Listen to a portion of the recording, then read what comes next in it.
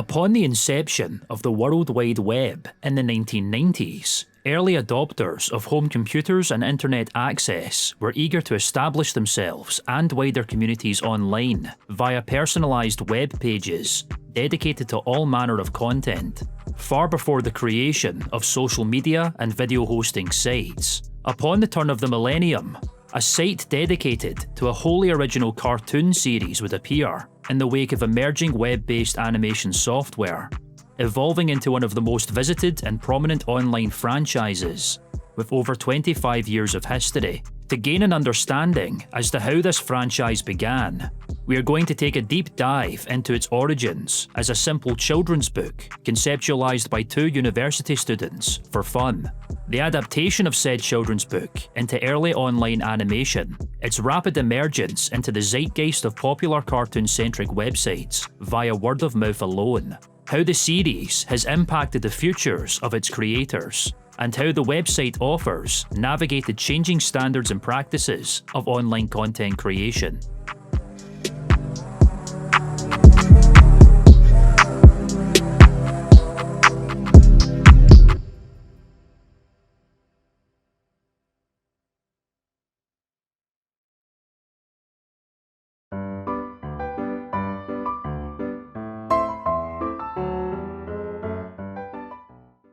On the 20th of September, 1973, an American couple living in the state of Indiana named Don and Harriet Chapman would birth their fourth child, a boy named Michael Raymond Chapman, or simply Mike Chapman. 3 years later, on the 1st of November, the couple would have their fifth and final child, a boy named Matthew Allen Chapman, or simply Matt Chapman.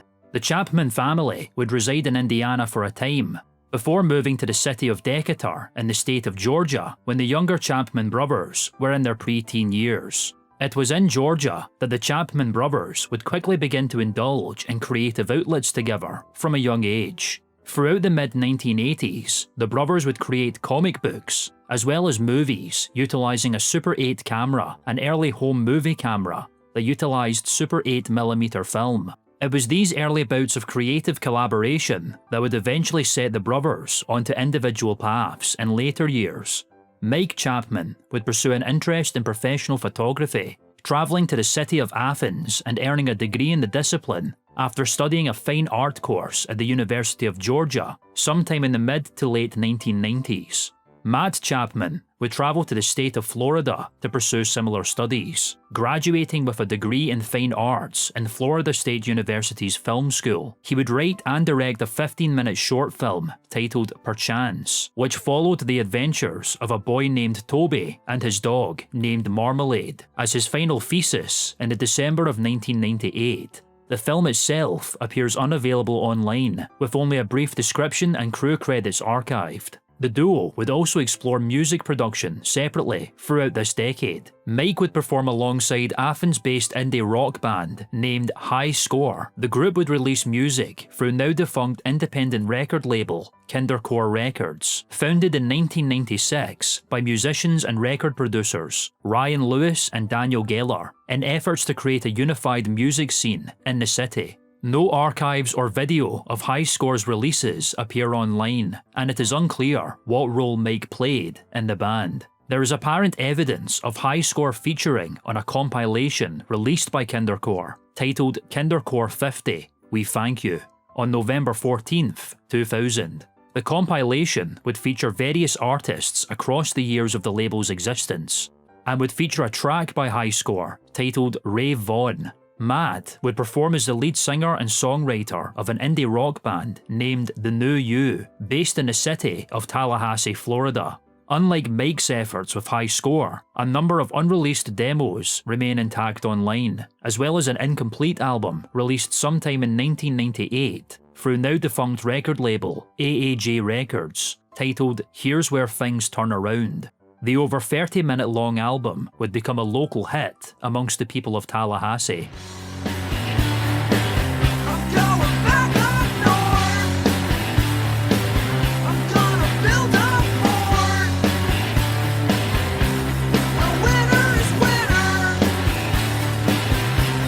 Summer sun is never warm.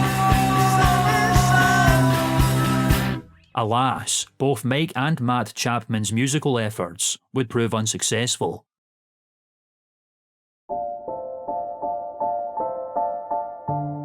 By 1999, Matt Chapman would return to Georgia and move into an apartment with his brother in the city of Atlanta after Mike dropped out of a master's photography course at Louisiana State University upon the personal realization that his approach to photography meant he had no interest in pursuing it as a career, while Matt unsuccessfully pursued film work and was unable to collaborate with his fellow students due to graduating 6 months earlier than his peers. They would work jobs with loose connections to their previous creative work, Mike providing graphic and web design for companies as a freelancer, and Matt creating banner advertisements and online icons for Atlanta-based internet service provider MindSpring, and later internet service provider Earthlink, after the two companies merged on the 4th of February 2000. Unbeknownst to the brothers, they had sowed the seeds of their future as creatives 3 years prior to them moving in together. One afternoon in the summer of 1996, the two brothers would visit an unknown bookstore with a friend named Craig Zobel, a fellow student who also pursued an interest in film at the North Carolina School of the Arts. Craig Zobel would go on to lead a successful career as a writer, director, and producer, contributing to film and TV projects such as the 2020 horror film The Hunt, and episodes of shows such as the 2018 series Westworld, the 2017 series American Gods, and the 2024 miniseries The Penguin. The trio were exploring the children's book section and found the selection available to be boring. As a result, Mike Chapman and Craig Zobel decided to begin a children's book project of their very own, in an attempt to make fun of the simplistic and minimalistic nature of the writing and format seen in children's reading material. The characters that appeared in the story would take a mere 2 hours to design, beginning with the central character, who initially began as a humanoid figure with a baseball cap, eventually evolving into a far simpler, less humanoid figure, with a prominent underbite and no arms, coloured entirely white, donning a propeller cap and a shirt bearing a star. The character's unusual design was crafted in order to conjure a humorous intrigue in the reader. The name of the character would be taken from an elaborate inside joke previously established by the brothers and childhood friend James Huggins III. James Huggins III would pursue a successful career as a multi-instrumentalist for the indie band of Montreal under the alias James Husband.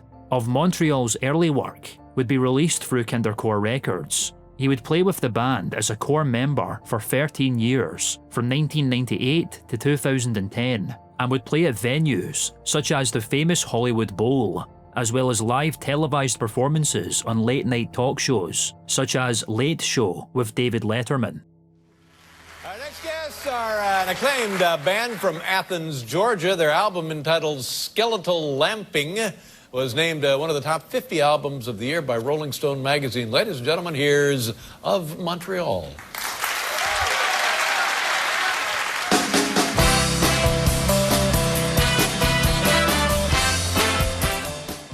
The in-joke emerged from a local commercial advertising the Southeast American supermarket chain Winn-Dixie, which featured a man named Mark Lemke, a professional baseball player and member of local team Atlanta Braves. The commercial would comment on Lemke as, quote from Matt Chapman, all-star second baseman for the Braves. Huggins would often do an impression of this quote, despite knowing absolutely nothing about the sport of baseball, bastardizing the quote as a result. The impression would therefore be, quote from Matt Chapman, Homestar runner for the Braves. Thus, Mike Chapman and Craig Zobel would utilize this for their children's book character, christening him as the Homestar runner, known in shorthand as simply Homestar.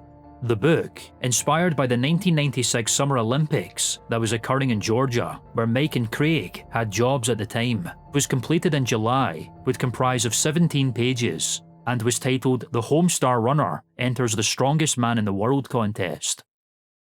The Homestar Runner enters the Strongest Man in the World contest. Everybody loves the Homestar Runner. He's a terrific athlete. One day, his friend, Pom Pom, asked him to enter the Strongest Man in the World contest. The Homestar runner agreed, and the two trained for days and days to become the strongest men in the world. On the way to the contest, another competitor, Strongbad, made fun of them. "I'm the very strongest. You guys are not very strong." The contestants: Mr. Bland, the robot, last year's winner, Senor, Pom Pom, Strongbad, the Homestar runner. Upon their arrival, the rules were explained. The Grape Fairy starts everyone off with 20 grapes, then adds one at a time. Whoever holds the most grapes wins. The Grape Fairy granted each of them 20 grapes. Mr. Bland did not hold up. The Grape Fairy added another grape. Senor was not the strongest man in the world. Suddenly, the robot shut down and dropped his grapes. Homestar knew something was up. There were only 3 contestants left. Another grape was added. Homestar noticed that Strongbad was getting some extra help. "I will drop my grapes and uncover that cheat." The Homestar runner yanked the cheat out from under the pile of grapes. "Oh no!" screamed Strongbad. Strongbad was squished and Pom Pom won. Knowing that he could not have done it without the Homestar runner's help, Pom Pom shared the trophy. The end.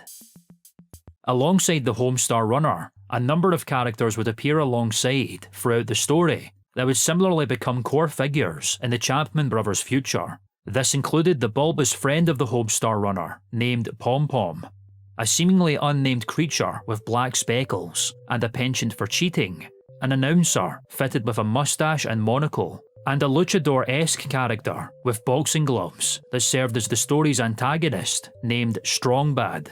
This lucha libre aesthetic was primarily inspired by the antagonistic masked professional wrestlers of the Chapman brothers' childhood, such as Mexican wrestler Aaron Rodriguez Arellano, better known by his ring name Mil Mascaras, Spanish for Thousand Masks. He would become known as the first international lucha libre superstar after joining the lineup of professional wrestlers in the Worldwide Wrestling Federation, better known as WWF. The character's name would be inspired by the Strongbads, a wrestling team featured in the arcade and personal computer game released in 1983 titled Tag Team Wrestling, created by now defunct Japanese game developer Technos Japan. Upon the completion of the book, the trio would proceed to create copies at their local Kinko's, a former printing center chain, which would be distributed amongst friends. With that, the Homestar Runner project would be over. There were no serious plans to take the character further, and no plans to publish the book. Despite this, the Chapman brothers' father, previously mentioned Don Chapman, would attempt to get the book published on their behalf. Reportedly, Don Chapman reached out to around 80 different publishers, but was rejected each time. As the Chapman brothers continued their university education and later work life, the Homestar Runner would become a recurring theme in throwaway collaborative projects. They would revise the original cover of the book several times, including a construction paper crafted design in the September of 1996 and a cover designed in the raster graphic editing software Adobe Photoshop in the July of 1997.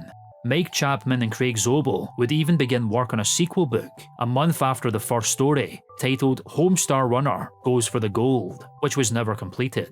One particular project, while innocent and innocuous on the surface, would be the sole piece of work that would symbolise what would become of the Homestar Runner and his band of friends. In the Christmas of 1996, the Chapman brothers and Craig Zobel would collaborate in the creation of a Christmas present for the Chapman family's eldest son, Donnie Chapman. However, Zobel has also stated that the present was created by himself and Matt for Mike. The present was a short animated Homestar Runner cartoon created using Mario Paint, a video game released in 1992 for the Super Nintendo Entertainment System.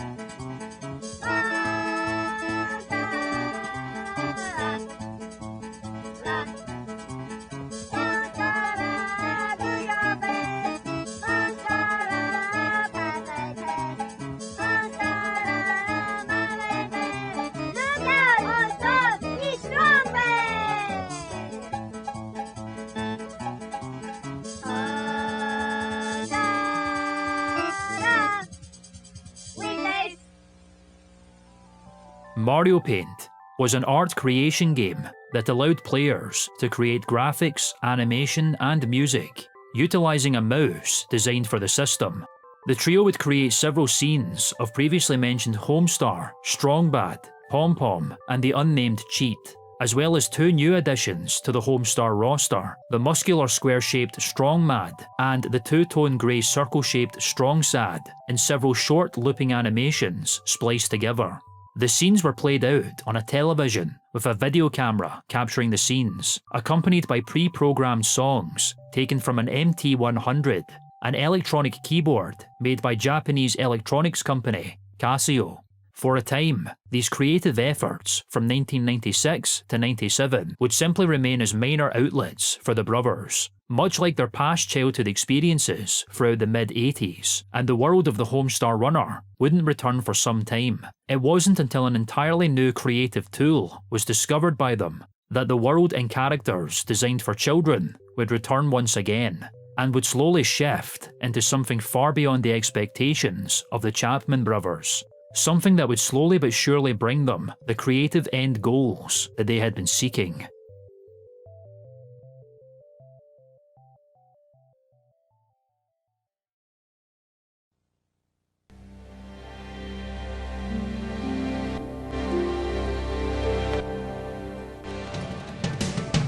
Introducing PenPoint from Go Corporation.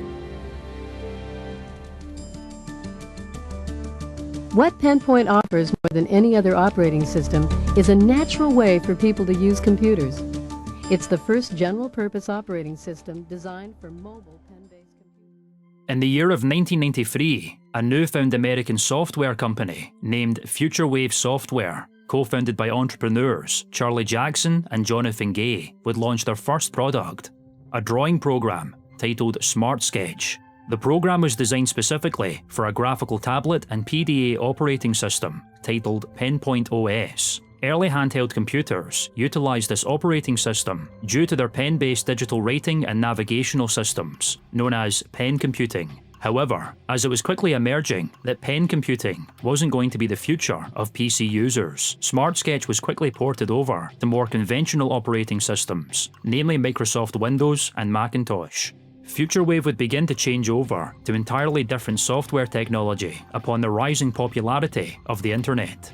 The company targeted a two-part software program titled Macromedia Director and Macromedia Shockwave Player, packaged together as simply Shockwave, designed by multimedia company Macromedia. Shockwave was the leading software utilized for designing and playing back a variety of interactive online media through director and player respectively, utilizing graphics and animation materials, and was already in use as early as 1992 for a variety of multimedia projects, such as CD-ROM games and websites. FutureWave saw the emerging potential of a web-based animation software being the future of computing as opposed to pens. Thus, the company would modify Smart Sketch into Future Splash Animator, featuring frame-by-frame animation capabilities. FutureWave would advertise this software as an animation tool for web space design. The software would find initial success throughout the mid-1990s, being utilized for emerging online endeavors by companies such as Microsoft, Disney, and Fox for animated content. Ironically, the company would be acquired by Macromedia in the November of 1996 and rebrand the animation software as Macromedia Flash. Flash would combine Future Splash's animation capabilities with Shockwave's multimedia player functionality, and thus functioned in two parts: the animation editor, Macromedia Flash, and the animation player, Macromedia Flash Player. This software would ultimately set the foundations for the future of web-based animation, video games, and web page design. Flash's capabilities for original animated features would begin to be realized in 1997, when the first online exclusive animated series would debut. The series, titled The Goddamn George Liquor Program, was a spin-off of the 1991 series, The Ren and Stimpy Show, a surrealist kids cartoon created by animator John Kricfalusi that aired on the kids cartoon television block Nickelodeon. The Goddamn George Liquor Program was produced by Kricfalusi's animation studio Spumco and released 8 online episodes from October 15th, 1997 to an unknown date in 1998.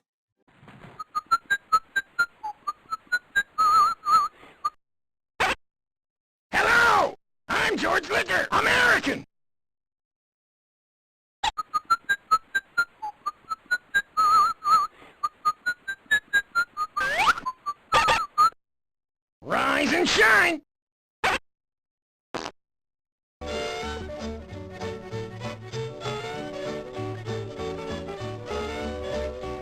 That's my idiot nephew!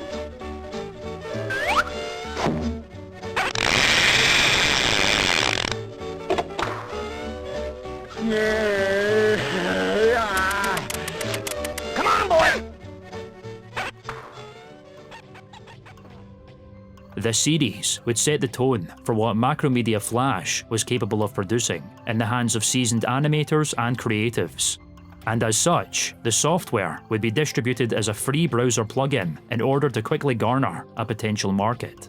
While earlier online examples of Flash cartoons would appear with apparent drawbacks, such as choppier frame-by-frame animation and noticeably compressed audio, Flash content was notable for being far easier to access during the early days of the internet, allowing users to simply load and view content embedded within web pages, as opposed to waiting extended periods of time in order to download media in the era of slower internet speeds. The compression seen in Flash content is due to the techniques utilised by the software to reduce file sizes, which was crucial for this content to work effectively and load quickly at the time.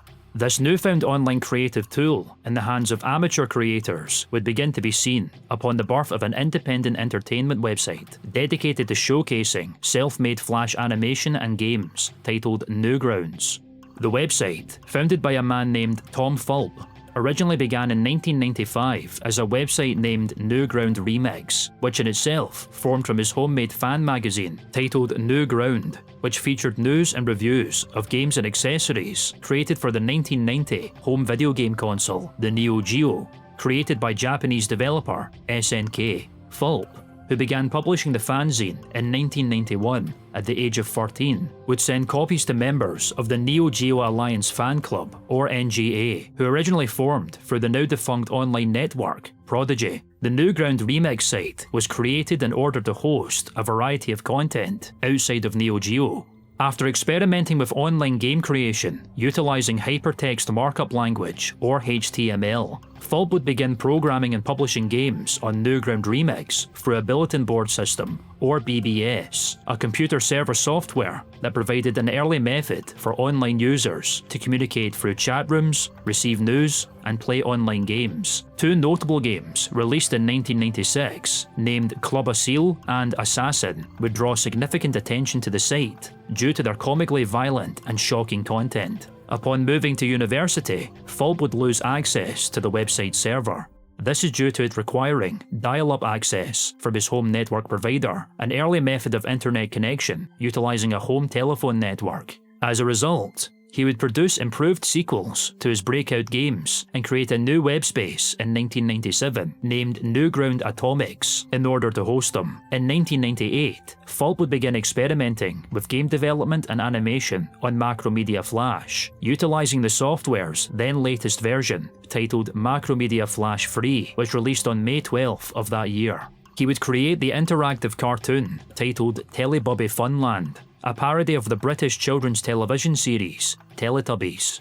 The cartoon would feature the Teletubbies engaging in crass and violent activities.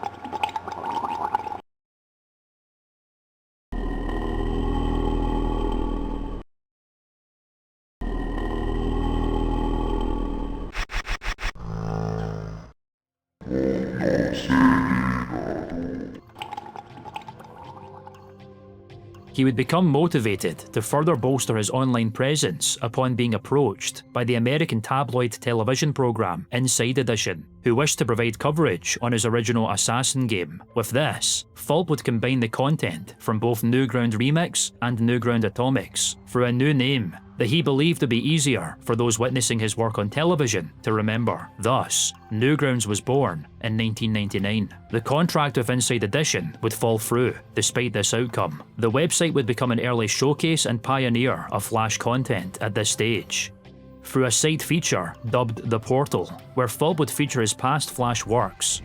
Visitors to the site would begin contacting Fulp personally in order to have their own Flash projects featured on the portal. which resulted in the site exploding online by 2000, where the number of Flash submissions became so numerous that the portal would move to an automated submission process as opposed to Fru Fulp himself. Similarly noticing this new and emerging creative toolkit, the Chapman brothers decided to break into Flash animation for themselves. The brothers would begin experimenting with web-based animation software as their new creative outlet, and began to learn the program independently in 1999.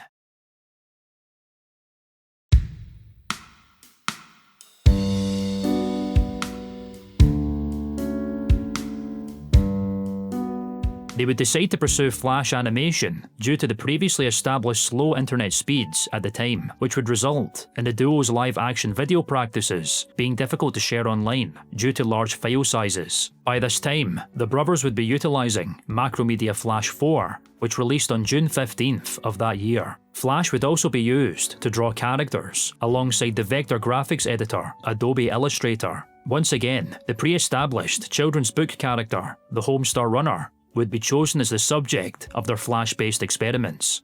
The first two Flash-based works that would be created were simple looping animations, one featuring Pom-Pom bouncing from the left side of the screen to the right, and the other featuring a hatless Homestar wandering past a tree. Keeping with the Homestar Runner's origins, the Chapman brothers also created a HTML-based children's book titled Where My Hat Is At. While not an animation, the brothers created this book to understand the applications of creating web-based art. Where My Hat Is At, while a seemingly innocuous storybook, would prove to be a subtle sign of things to come with the title alone. The bizarre use of inverted questioning would become a trademark source of humour in later offerings of the Homestar Runner body of work. The book would also feature appearances of two new characters, a green character with a backwards cap and a prominent letter Z attached to their waist, named Coach Z, and a large orange character with a blue head and prominent teeth, named Bubs, who ran a concession stand. This would be the final project developed by the brothers before making the final decision to thrust their early works onto the internet.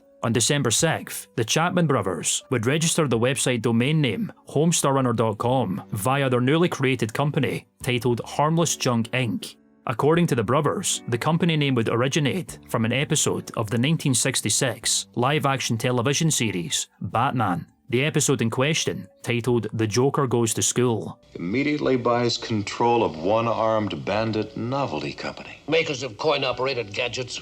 Gum machines, pinballs, that sort of harmless junk. There's nothing harmless about the Joker, we all know that.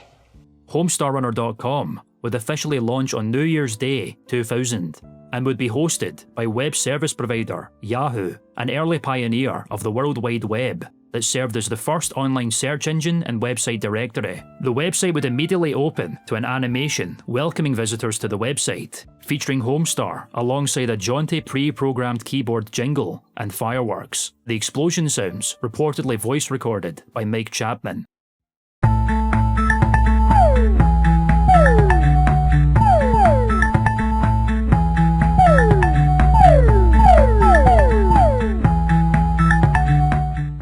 After beckoning the visitor to enter, they would be greeted to a web page, simplistic in design, featuring Homestar standing in an endless green field, akin to the original book cover, surrounded by random objects such as a lava lamp, a lemon, an orange slice, and a salt shaker.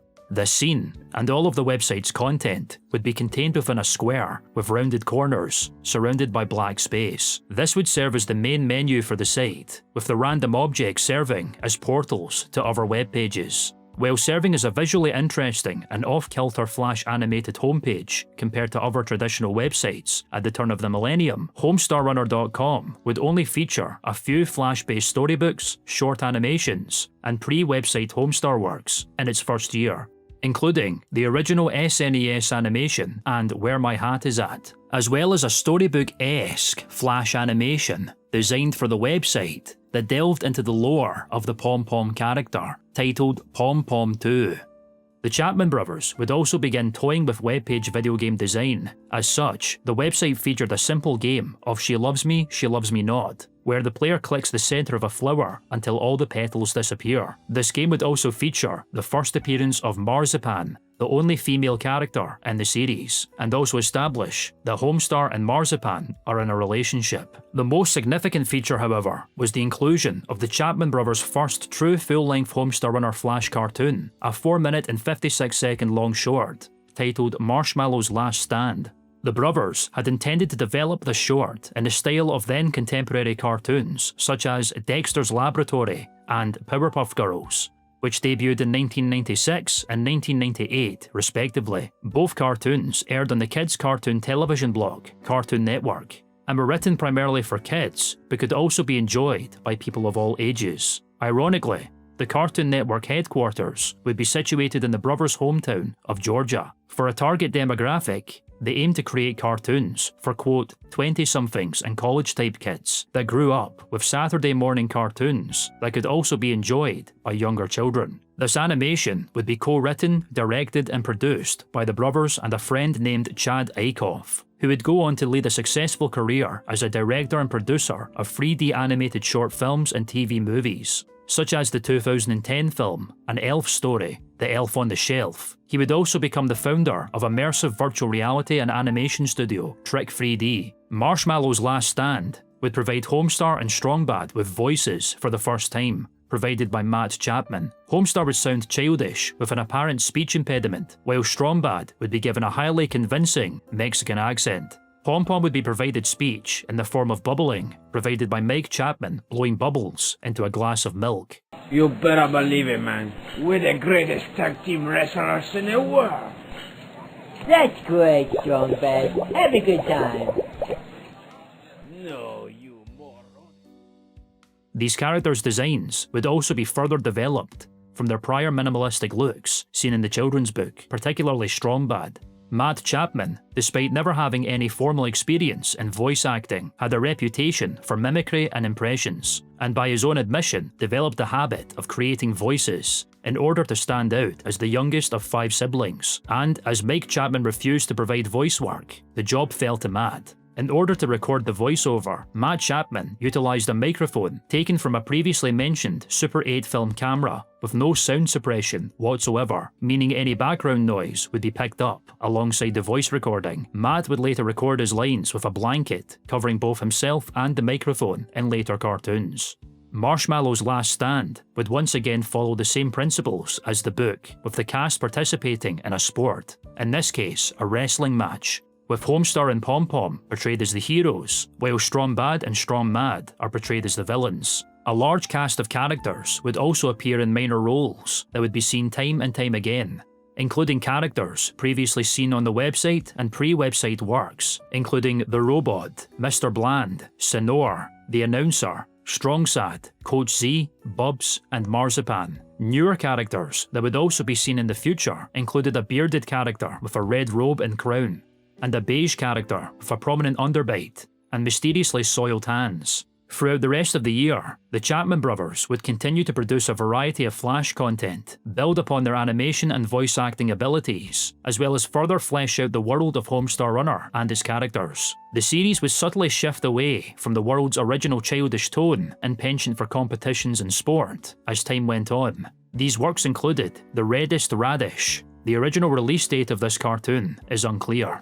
This offering is unique, as it is presented in a static cutout drawing style of animation. It also features the previously mentioned Marzipan once again, who would now be voiced by Mike Chapman's partner and friend of the brothers, Melissa Missy Palmer, who would continue to voice Marzipan as the series continued. It may come to no surprise that Missy Palmer also works in the film industry as a producer and assistant director. Oh! This note leads me to believe that Homestar Runner is sick. I better go check on him.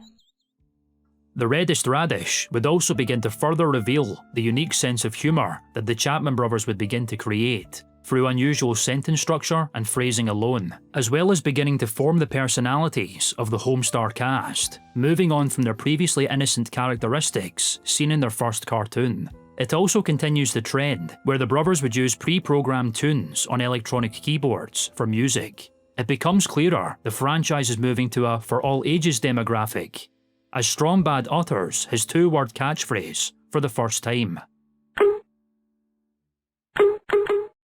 What the? Holy crap! Holy crap! Kick the Can, another undated release, was a collection of shorts featuring an animation style similar to classic silent cartoons seen in the 1930s. This retro Homestar would kick a can of soup along the ground with differing and bizarre effects. 15 of these short animations would play back to back.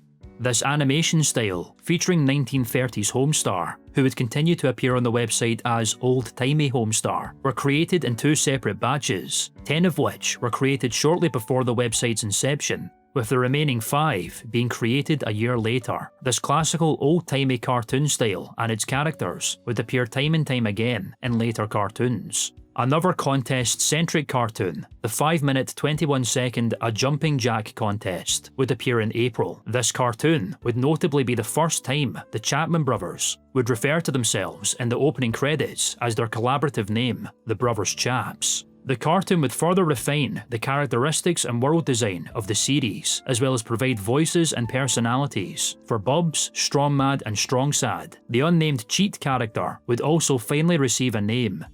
The Cheat. Who'd have thought it? The Cheat would also receive a voice in the form of nonsensical mumbling. These new voices would again be provided by Matt Chapman. May 4th would see the release of In Search of the Yellow Dello, a 3-minute, 22-second offering, notable for its bizarre and frequently changing art style. This is a result of storyboards drawn up by Matt. As a joke, he would progressively make each frame of the storyboard more and more exaggerated, until it was decided by Mike that this exaggerated style should be utilised for the cartoon. This would be the offering that would begin to encapsulate how the world of Homestar Runner would be perceived in future cartoons, as it fully strips away from the contest-centric plot elements of previous offerings, instead focusing solely on the characters and their interactions with each other. This offering would also provide a voice for the Coach Z character for the first time, depicting him with a bizarrely over-exaggerated upper Midwest accent that leads him to grossly mispronounce words. Hey, what's the problem here, Homestar? Oh man, Coach Z, I guess I just don't understand the ladies. Oh geez, I figured it was girl trouble. Step into my office. June 9th would further expand upon the previously seen bearded crown-wearing character, with the 1-minute 26-second cartoon, The King of Town. The cartoon would again appear in the style of older children's Homestar Runner content, and establish the King of Town's role as the apparent monarch of the Homestar world, alongside a number of lackeys, particularly the previously seen beige character, now named the Poopsmith, for obvious reasons. The King of Town would introduce the tradition of Easter eggs planted throughout cartoons, for viewers to find and interact with. In this case, a sheep at the end of the cartoon, which when clicked on, causes it to careen off into the mountains. This added element of the website, hidden interactive pieces that can be found in cartoons and the site as a whole, would instigate greater viewer interaction that would continue to evolve as the website developed. Between these releases, Macromedia Flash would unveil its 5th release on August 24th, the first and only update that the brothers would utilise in their work for some time, and Flash 5 would remain the brothers' preferred animation software for a number of years. This version is notable for including a programming language titled ActionScript, which the brothers would learn the basics of due to its use in website development and embedding videos. Marzipan's Answering Machine, released sometime in autumn, is an interactive character-centric piece. Rather than a fully fledged cartoon, the answering machine has 2 buttons that can be clicked, allowing users to listen to voices of several characters in the Homestar Runner world. This would further flesh out the relationships between them and their unique personalities. Hi, this is Marzipan. I'm out looking at the fall colors. Please leave me a message and I'll call you right back. Mrs. Pan, hello. Yes, this is, Mr. Nobody from the Toilet Patrol. Oh, hey Marzipan, it's Homestar, and it is 2:30, and me and Pom Pom are about to leave, so we'll see you there, and, what? Pom Pom says don't be late. Pom Pom, you're crazy. Hey Marzipan, it's Strong Said, and I was wondering if do you still have my CDs? 'Cause I think you still have them, and it's been 3 months, and I like those CDs, and I even got you those same CDs for your birthday, and you still have mine, so... Okay, hey there, Marzipan, it's the Coach Z here, and I'm leaving you a machine, or a message on your machine there, and I got a favor to ask you about Homestar. He's kind of been dragging his tuchus around the field at practice there, and I was wondering if you could do something, to kind of cheer him up, maybe something that you girls do for the guys, one of those type things. The answering machine would also be the first instance of a recurring series on the website, as many more answering machine installments would appear. Finally, the Brothers Chaps would instigate the beginnings of annual holiday cartoons, including a 4-minute 55-second Halloween special titled Homestar Halloween Party, produced by the brothers and Craig Zobel. More up-and-coming Homestar Runner regulars would be given voices, again by Matt Chapman, and the cartoon would also expand on the Brothers Chaps' deep well of pop culture knowledge that they had been exposed to since their childhoods. The brothers have often attributed their brand of humour and decade-spanning pop culture knowledge to their elder siblings, particularly computer technology from the mid-1980s, decade-spanning music, and even arbitrary local advertisements. Previously mentioned Donnie Chapman has also been referenced by the Brothers Chaps as, quote, the only reason we're funny at all. This deep variety of pop culture is seen through the Halloween costumes worn by the Homestar characters, making reference to music, movies, and even politics of the past few decades. These referential Halloween costumes would become a staple in the holiday specials as time went on, eventually resulting in a character lineup at the end of the cartoon, where users can better understand which characters the costumes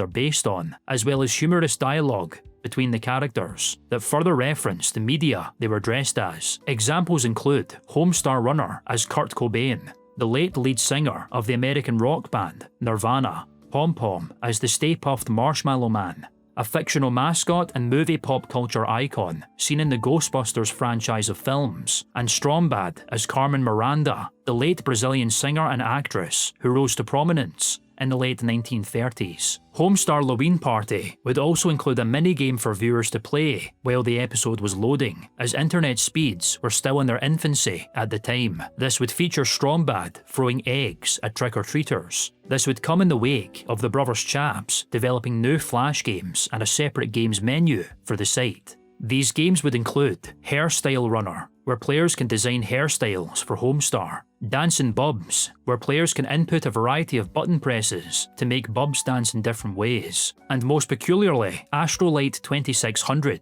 where players could create images using a device directly referencing a product devised by toy company Hasbro known as the Lightbright, which would allow users to create images using a light box fitted with holes for coloured pegs to be placed. Another example of the Brothers Chaps' penchant for obscure pop culture references from the past few decades. Finally, on Christmas Day, Homestar Runner's final offering of the year, titled A Holiday Greeting, would be released. The 1-minute 38-second offering would feature what had now become the main cast of the Homestar Runner universe, and would echo references to the 1965 holiday cartoon, A Charlie Brown Christmas, from the American comic strip and later cartoon series, Peanuts. Even the title intro and music makes reference to the special presentation ident used by the broadcasting channel that aired the Peanuts holiday special, CBS, throughout the 1970s to 1980s.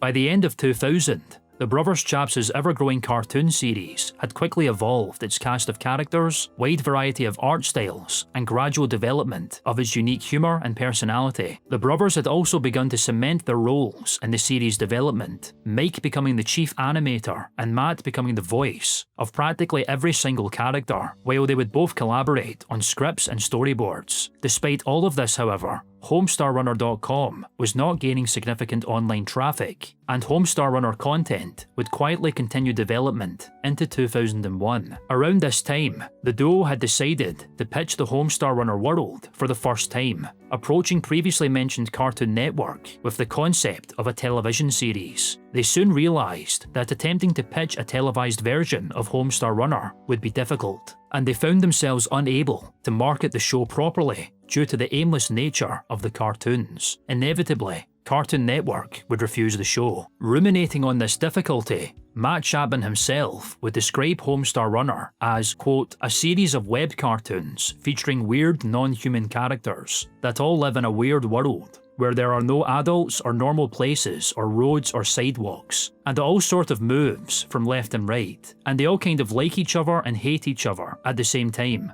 And there's only one girl. Unbeknownst to the brothers Chaps, 2001 would be the year that HomestarRunner.com would truly make its web presence known and establish one of the biggest online followings at the time, all through a 45-second cartoon that didn't even feature the namesake of the website itself.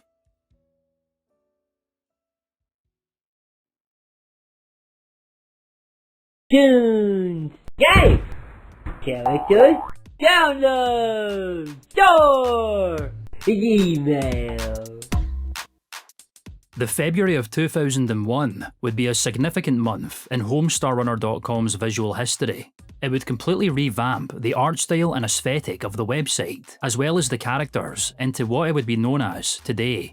While staying true to the original Homestar vision seen in the 1990s, the characters would be upgraded into a sleeker, more defined aesthetic compared to their earlier designs, reflecting the brothers' ever-growing skill in digital art.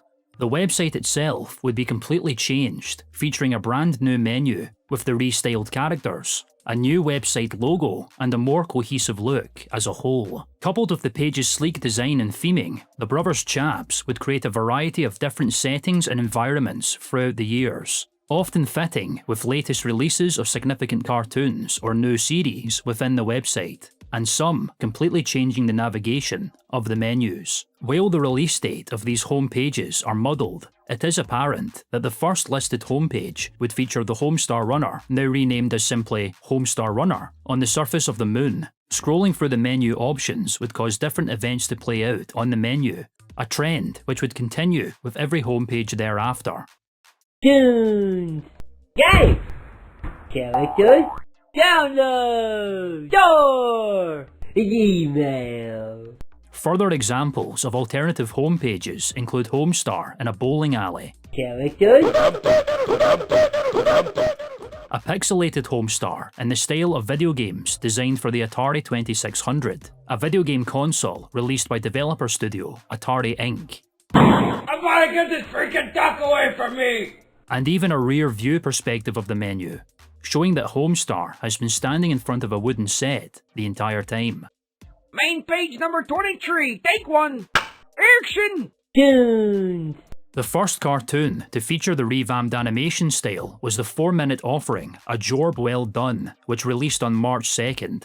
The cartoon was centred around the character of Coach Z and his inability to pronounce the word job due to his inordinately strong Midwest accent. Besides this, the website would continue to release content as usual, with its online presence remaining quiet and hidden from the majority of people exploring the internet, seeing only a few visitors exploring the site. While viewer retention began to build in the wake of the site's new direction artistically, knowledge of its existence spread through word of mouth alone, while the brothers Chaps focused their efforts into the website itself. This subtly growing website traffic was closely monitored by the brothers at the time, with Matt Chapman tracking daily visitor statistics via a calendar featuring characters from cartoons broadcast through previously mentioned Cartoon Network. While the brothers would soon stop tracking their traffic statistics in order to focus solely on their content, they estimated that HomestarRunner.com would reach 1,000 visitors in one day, sometime in either 2001 or 2002.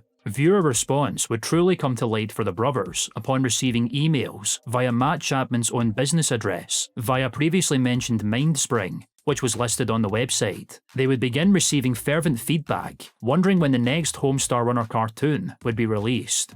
even wholesome stories of couples bonding over the cartoons or even meeting each other through common interest in Homestar.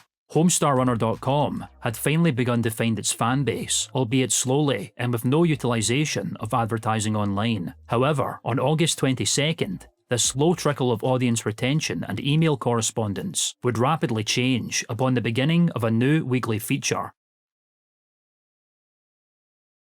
Oh, who is the guy that checks all his emails? Let me stroke bad. Dear Strong Bad, do you take your wrestling mask and boxing gloves off before you go to bed? Sincerely, Abdi LaRue, San Diego, California. Well, that's a stupid question, Abdi. Do you take off your face and hands before you go to bed? And if so, are you some kind of robot? And if so, what kind of powers do you have? Do you use them for good or for awesome? Would you like to join forces? I just happen to be the greatest criminal mind of our time. Okay, until next time, keep sending me your questions and I will make fun of you. I mean, answer them. The first installment of the series, titled Strong Bad Email, also known by the shorthand SPEmail, was a 45-second short solely featuring Strong Bad reading an email on his retro 1970s personal computer model known as the Tandy 400, a loose reference to the TRS-80 microcomputer released in 1977 by the now defunct retailer Tandy Corporation. The title of this episode, much like future episodes of the feature, would be taken from the contents of the email in question or Strongbad's response to the email.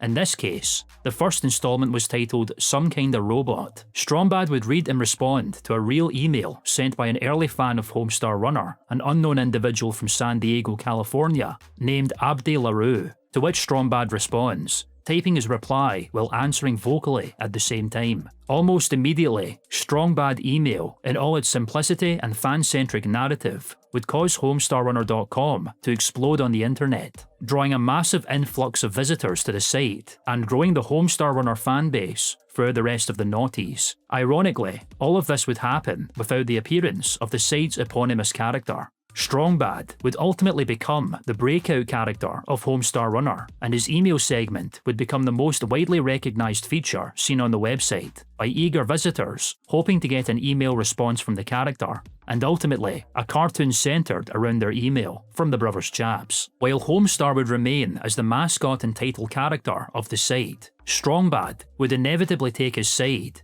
in the mascot role and ironically result in the former rivals becoming the most prevalent characters of the cartoon series. This would be further bolstered by Strongbad's identifiable masked wrestler aesthetic and flagrantly antagonistic nature, which had already established him as a fan favourite character before this segment.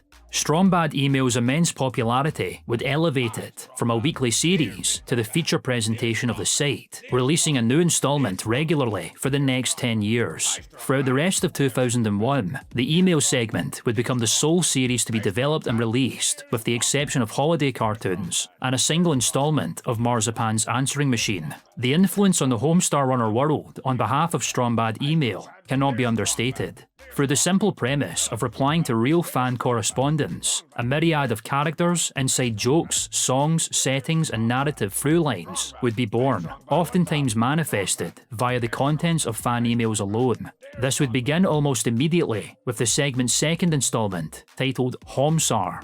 In this episode, Strongbad would reply to an email from one Vinny C. The Brothers Chaps would begin to reveal more aspects of their personal brand of humour, poking fun at the punctuation and spelling of some emails sent to them, and these emails would be a favoured choice to adapt into episodes. In this case, Vinny C. had accidentally spelled the name of Homestar as Homestar. Inadvertently, this simple spelling error would birth an entirely new character, and one that would actually become a central character in Homestar Runner's established cast. If you hate Homestar so much, why don't you kill him? From Vinny C. Do you know what, Vinny? You're right. I'll be right back. Hey, Homestar! Yeah, what is it, Strongbad? Homestar would appear stylistically as a caricature of Homestar and would continue to appear as a frequent Easter egg character in cartoons, often dubbed the Secret Guy by Homestar characters, and would often appear to speak entirely in non sequitur nonsense talk and disobey the laws of physics. Don't look now! I'm just a friendly reminder! I think I won the Powerball! As Strong Bad email continued to be produced, the level of production and storytelling would quickly evolve from simply answering emails to full-on stories prompted by the questions asked by fans, transforming the simple fan interaction segment into full cartoons that would be on par and rapidly overtake the cartoons already available on the website. The now flagship series would also be one of the primary factors in fully realising and establishing the personalities of the characters seen in the Homestar world, now known as Free Country, USA. The cast carried over their pre-established development and shifted towards the absurdist style more aligned with the Brothers Chap's original vision of a fun-for-all-ages comedy cartoon. Strong Bad would evolve from his antagonistic competitive nature, transforming into a juvenile, egotistic prankster obsessed with glam rock, action movies, and the latest computer technology in the form of bulky 1980s desktops and floppy disks. His accent would similarly change, morphing from the comically over-the-top Mexican accent into a more personifying style with a notable Mexican twang. I've been described as cool, awesome, hot, video games, the hottest, and real hot. The rest of the cast would develop in a similar manner, Homestar retaining his now trademark speech impediment and positive outgoing nature, while quickly becoming, to put it bluntly, a staggering idiot with a tenuous grasp on reality. If I had to pick one word to describe myself, it would probably be Fluffy Puff Marshmallows. Or Homestar. Either one, really. They both fit. Don't forget Doofus! Yeah, that too. That's another good one. Pom Pom would become an immensely successful movie director, business magnate, and social butterfly with numerous girlfriends. He's probably talking to some fine honey on his celly, about to get a phone number. Or maybe he already has it. He gets digits like every single day. Marzipan would become a world-conscious hipster interested in nature, veganism, animal rights, and guitar playing. Interestingly, Marzipan's stance as a pro-animal feminist would predate the trend of climate protection and vegan lifestyles by half a decade. Her relationship with Homestar is still extant, however, they frequently split up, often at Marzipan's behest. I'm a fiercely independent woman, and I'm fiercely independent about the soy products that I choose. Homestar Runner and I are one hot item when I say we are. And today we are. Yay! Coach Z would become a creepy, psychologically confused hip-hop obsessive. Despite being a coach, he seems to have little understanding of sports, yet retains a positive and encouraging disposition, typical of sports coaches. He also believes that he is a skilled MC with excellent rhyming schemes, and would even produce a number of songs. According to the coach and the majority of the cast, he is best summarised in that he has more than two problems. There's rumors flying around that I sleep in one of these lockers, but that's just not true. I usually crash on this bench here. My back's not in real good condition. And now I'd like to perform my hip-hop single, These People's Tried to Fade Me! Bubs, remaining as the sole proprietor of the concession stand in Free Country, USA, functions as the series' primary source of legitimate and illegitimate business dealings for exorbitant prices, as well as a handyman for any and all technical problems, particularly throughout Strong Bad email. I sell hot dogs, chili dogs, slaw dogs, ketchup dogs, and mustard dogs. I got drinks, candy, and snow cones.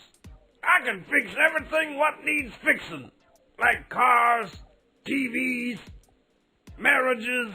Strong Sad and Strong Mad, as their names may imply, are characteristically depressed and angry, respectively. Strong Sad appears as a long-suffering intellectual who is frequently picked on by his peers due to his reclusive nature and interest in artistic hobbies, such as books, poetry, and crafts. I mostly sit in my room and listen to music and write and talk to walls or trees.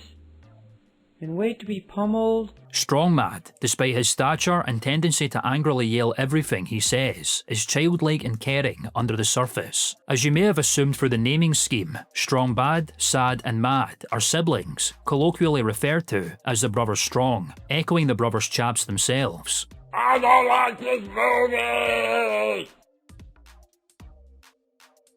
I like the cheese! Breaking stuff!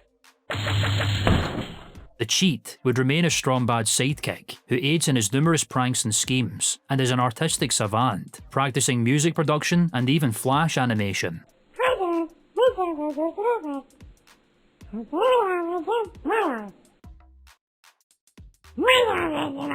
The King of Town would retain much of his pre-established characteristics, particularly his wealth and penchant for devouring his own livestock, which would itself evolve into an insatiable appetite and consumption of fatty foods.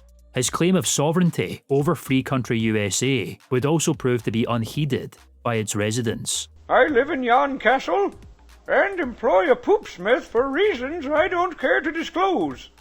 And furthermore, now I'm going to eat this bowl of corn dog batter. Finally, the Poopsmith would remain largely unchanged from his initial appearance, and would feature as the only mute character within the main Homestar cast, due to his vow of silence. No, for real. The Poopsmith is a good guy. He just got a crappy job. The characteristics and idiosyncrasies of the Homestar cast had become refined enough for the Brothers Chaps to create a separate website menu on July 14th, 2003, consisting of a series of cartoons introducing the characters individually, effectively displaying each character for new visitors. Homestar would also receive a character video as an Easter egg. In response to this massive migration of viewers and fans to the franchise and its fully realised cast of unique, colourful and humorous characters, the Brothers Chaps would slowly begin to see financial gain for their creative labours. These profits at first would be utilised primarily to keep the website active without relying on third-party advertisement space. They would begin a merchandising soft launch by the end of 2001 in the form of a single white t-shirt featuring Homestar, later referred to as the Homestar Classic, and would slowly move from merely funding the website to gaining financial stability through HomestarRunner.com alone, as the brothers began to enter what they considered to be their most creatively prosperous years on the site. Uniquely, the brothers would never explicitly advertise the online store, preferring instead that it functioned as a separate entity where visitors may choose to purvey as opposed to actively pushing it on the website, something which the brothers were wary of and would continue to do even after expanding their offerings. This would again result in the popularity and lucrative possibilities of Homestar Runner emerging solely from word of mouth and external fanbase building.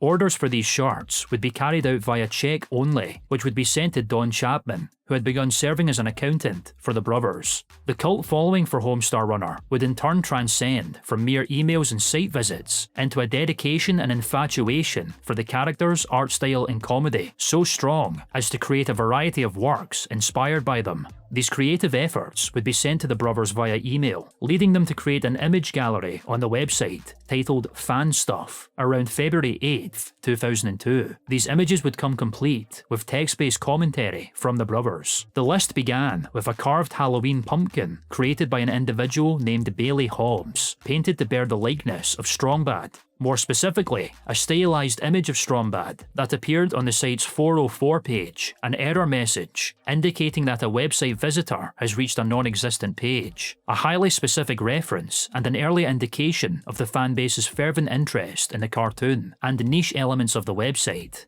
Other artistic efforts on display would include an illustration made using the raster graphics editor, Microsoft Paint, featuring Strong-Bad, created by fans Laura and Carolyn. 3 fans named Danny, Nick and Steve dressed as Marzipan, Homestar and Strong-Bad. A homemade tattoo featuring Code Z quoting a job well done. And even a fan-made flash animation featuring Homestar and Strong-Bad created by 10-year-old George, who according to the brothers, quote, is awesome. These creative works would further expand into a mirror of the website's Halloween tradition of dressing the characters as pop culture icons, where fans would create homemade Halloween costumes of the Homestar cast, and even minor side characters seen throughout a variety of cartoons. This would become a segment titled Fan Costumes, later known as Fan Stooms, which began on November 3rd, 2003. The segment would feature Strombad providing commentary on these costumes, often with snarky remarks on the costume quality, and even the contents of the fans' homes. This guy's Coach Z costume's alright, but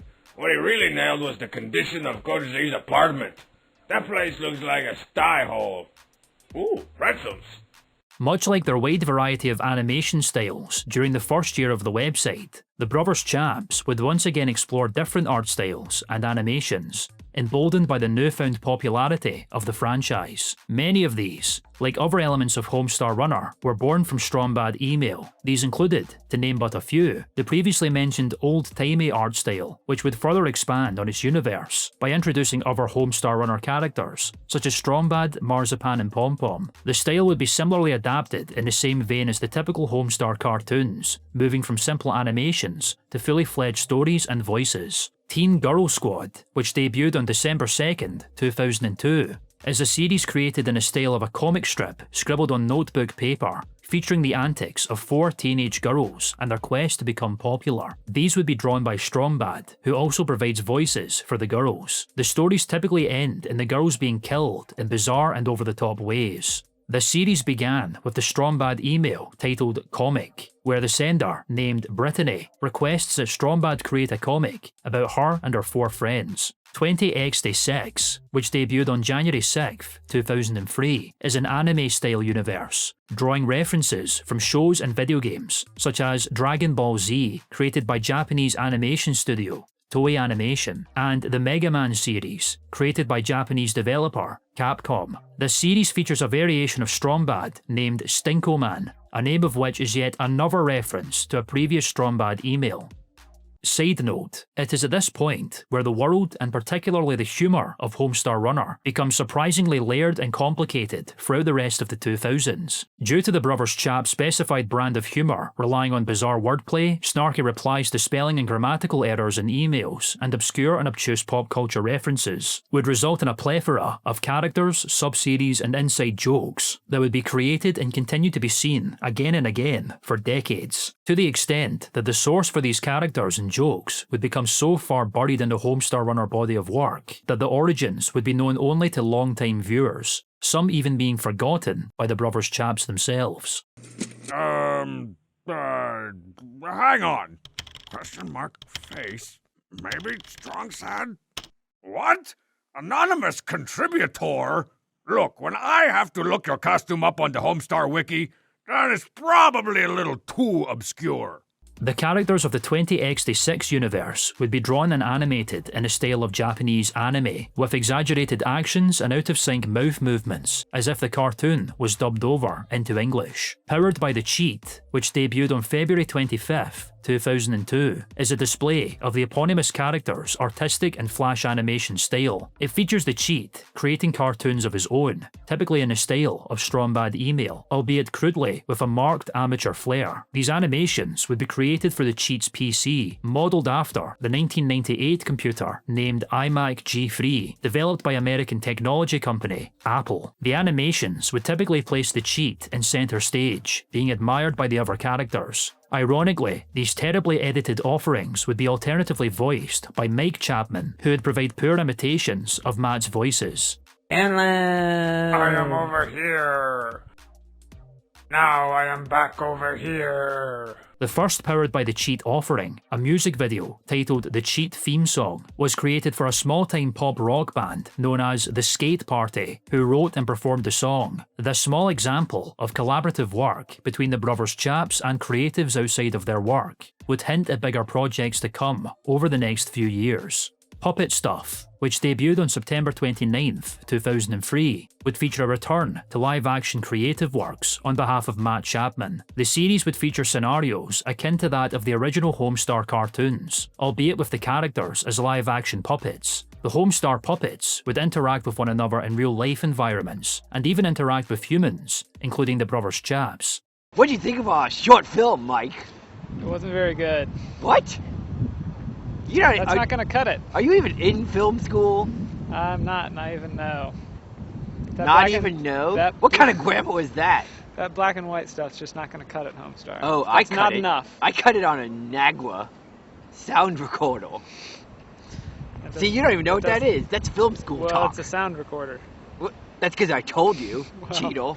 The puppets themselves would be created by a man named Matt Lucky Yates, who learned the art of puppet making at the Center for Puppetry Arts in Atlanta, Georgia, and would further collaborate with the brothers on other live-action Homestar content. Much like the rest of the brothers Chaps' menagerie of creative friends, Lucky would pursue a variety of ventures, such as hosting the Atlanta-based live onstage show titled The Lucky Yates Talk Show from 2000 to 2007. He is also a member of the Atlanta-based improv comedy troupe Dad's Garage. Lucky would also appear on American cooking show Good Eats, hosted by American TV personality Alton Brown, which would broadcast on the Cooking Channel, formerly Food Network.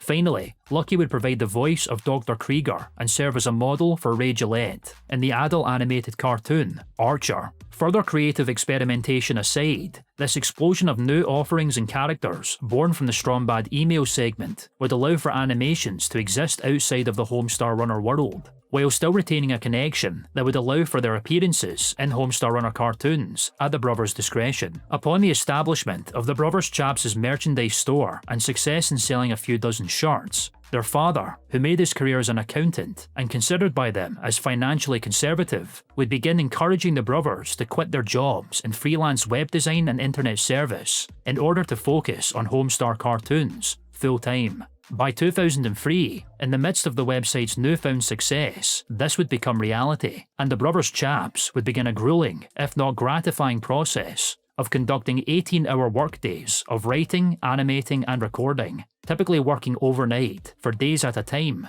in order to ride the rapidly building momentum their content was finding, and rise from a niche online community to the household name they would be known as today. It would also be around either this year or the year prior that the Homestar Runner property would be shopped around to potential animation programming networks once again. This time, the ever-growing positive reception of the Homestar cartoons would result in networks reaching out to the brothers Chaps rather than vice versa. They would meet with producers within various networks, such as previously mentioned Nickelodeon and the American mass media conglomerate, the Walt Disney Company, with a desire to create a Homestar Runner television show. However, the duo would choose to amicably decline these offers after being told that the more adult elements of their cartoons would need to be altered or removed, such as Strongbad's propensity to use the word crap, and the character's enjoyment of bottled drinks, referred to as cold ones, an informal nickname for the alcoholic beverage known as beer. Due to the prospect of a televised Homestar misrepresenting the spirit of the online flash animations, coupled with the notion of copious network notes being handed to the brothers Chaps while working, they would instead continue pursuing their current full-time position through HomestarRunner.com. In early 2004, the brothers' full-time creative journey would truly begin upon moving their workspace into a multi-room office space. They would begin renting within the basement of what was described as, quote, a depressing strip mall based in their hometown of Decatur, implied to be the Suburban Plaza shopping centre. The office would comprise of the main space, painted to replicate the basement of the Brothers Strong, which contained a cinema display, as well as several laptops and desktops, utilised for Homestar Runner's animation and graphics work. A sound room, fitted with acoustic insulation, several keyboards and a microphone, utilised for Matt Chapman's voiceover work, as well as vocals and music production. A room dubbed the Videlectric's Office, a name taken from a fictional video game publisher created by the brothers for the Homestar world. The space would be utilised for live-action skits featuring Matt and Mike as the Videlectrics guys,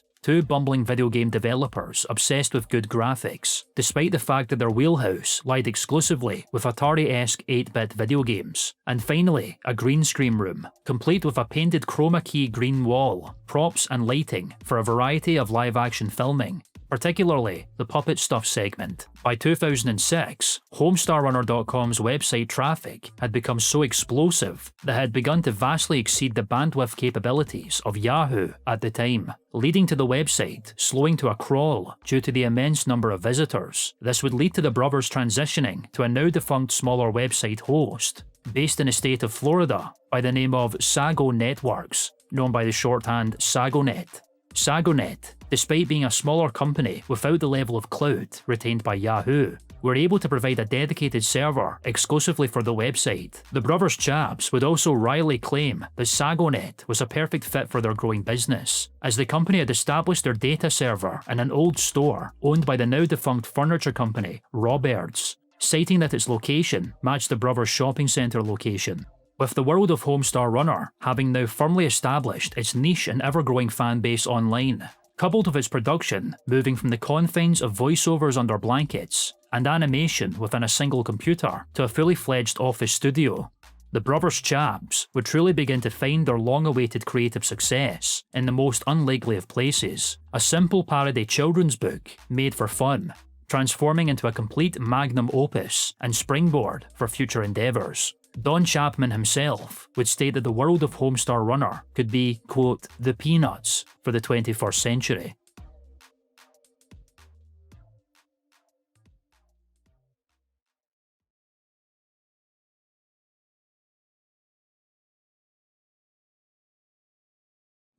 Where's my cottage? Trapdoor!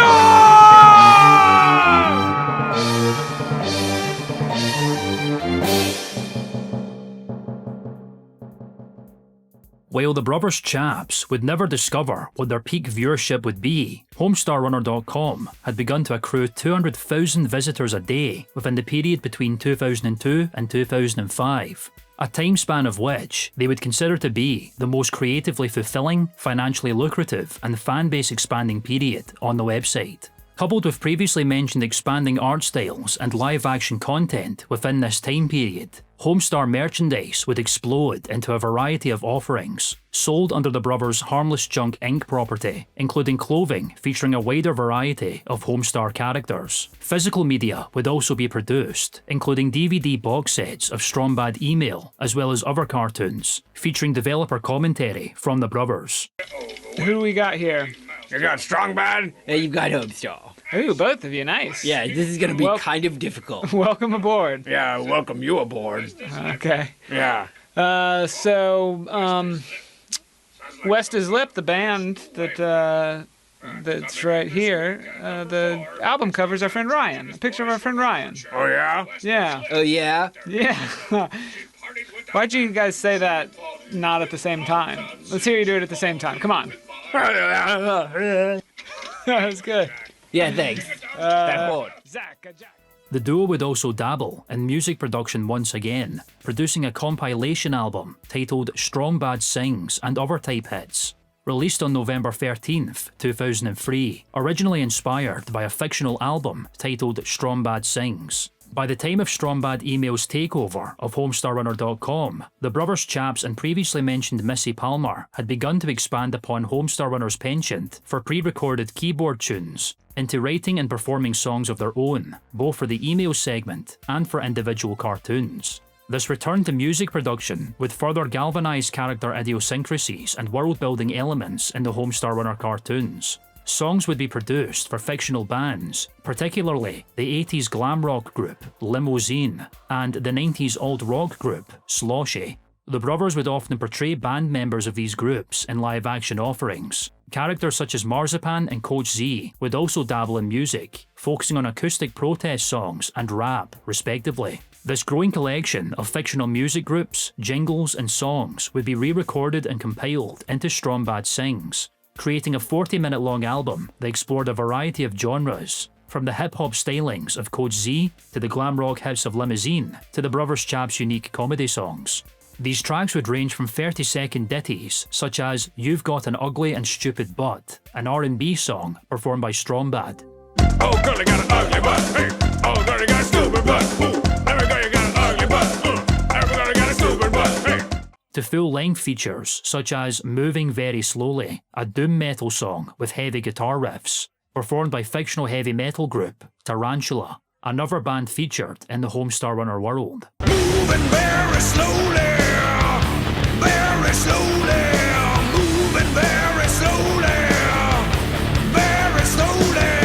darkness, the fate of the world.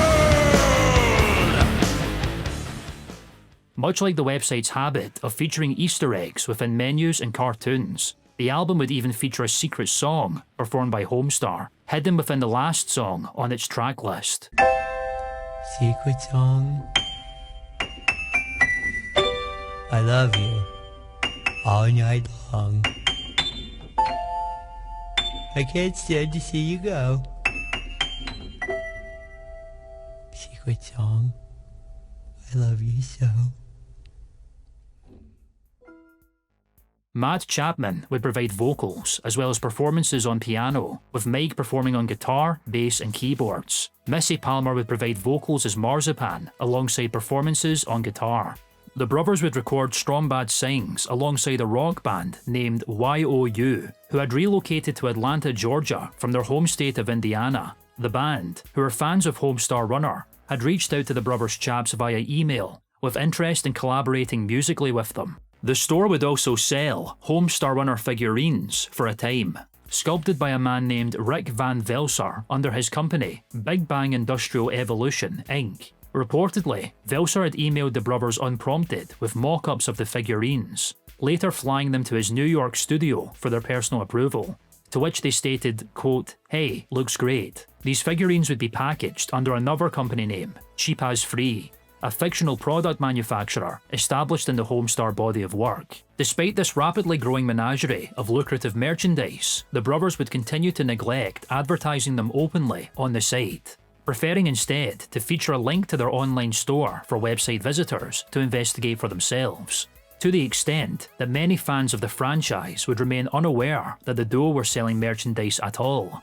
Building upon their previous efforts in Flash games, the brothers Chaps would expand their initial minimalistic efforts into fully fledged gaming experiences, coupled with artistic inspirations stemming from animation seen through Cartoon Network. The brothers would state that video games were another inspiration for the world of Homestar, with the cartoon's animation primarily featuring a side-scrolling style of movement, and with the blue skies and green hills that make up Free Country USA. These elements would be heavily borrowed from platformer games seen on consoles released by Nintendo in the 80s and 90s. As such, the presence of expanded Flash games on the website would be inevitable. The previously mentioned fictional developer, Vidalectrix, would be created by the brothers in order to inject terrible 8-bit games into their cartoons, and expand out into further Flash game works. These, like the majority of new characters and story elements during this era, would typically be first mentioned by Strongbad through his email segment. This would result in a plethora of Flash games inspired by a variety of gaming console generations becoming available to play on the website. According to the brothers, these games would be based on retro titles released by their favourite developers in their youths. This would include Nintendo, the early 8-bit home console games developed by Activision, and 90s PC adventure games developed by Sierra and LucasArts. While the earliest games available on the site would be produced solely by the brothers, a man named Jonathan Howe would assist in programming these later titles. Howe was also responsible for implementing Flash programming into other areas of the site. Some of these titles would include the Thy Dungeon Man trilogy, a series of text command role-playing games, where the eponymous Dungeon Man must navigate and escape yon dungeon, guided by the brothers Chaps' comedic text-based rhetoric. These games would also evolve from simple 4-room text-based dungeons to a fully fledged adventure game with still-frame graphics. Previously mentioned Stinkoman would also receive a 2D side-scrolling platformer titled Stinkoman 20XD6, inspired by the previously mentioned Mega Man series of games. And finally, Trogdor, an arcade-esque game and the largest game in terms of playability at the time. Trogdor would star an eponymous breakout side character introduced in a Strongbad email titled Dragon, released on January 13th, 2003. Known officially as Trogdor the Burninator, an S-shaped winged dragon, or Wingelinged as stated by Strongbad, with a singular muscular arm growing from his side. Upon request from the email sender, a man named Kaiser from California, Strongbad would draw Trogdor in order to display his skills of an artist. The drawing technique for Trogdor would be lifted from a series of drawing books published by American artist Ed Emberley that the brothers owned as children. I think I need to start over. This thing doesn't look natural. Okay, starting again, the same way. S, more different S. Close it up real good at the top for his head, and then, using consummate V's, give him teeth, spine to these, and angry eyebrows. Now you can add smoke or fire, or maybe some wings. You know, if he's a wingaling dragon. Let's put one of those beefy arms back on him for good measure.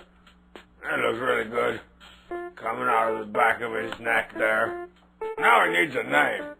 How about Trogdor the Burninator? Oh yeah. Check out all his majesty. Upon his debut, Trogdor's presence would explode online in a manner similar to Strombad himself. Trogdor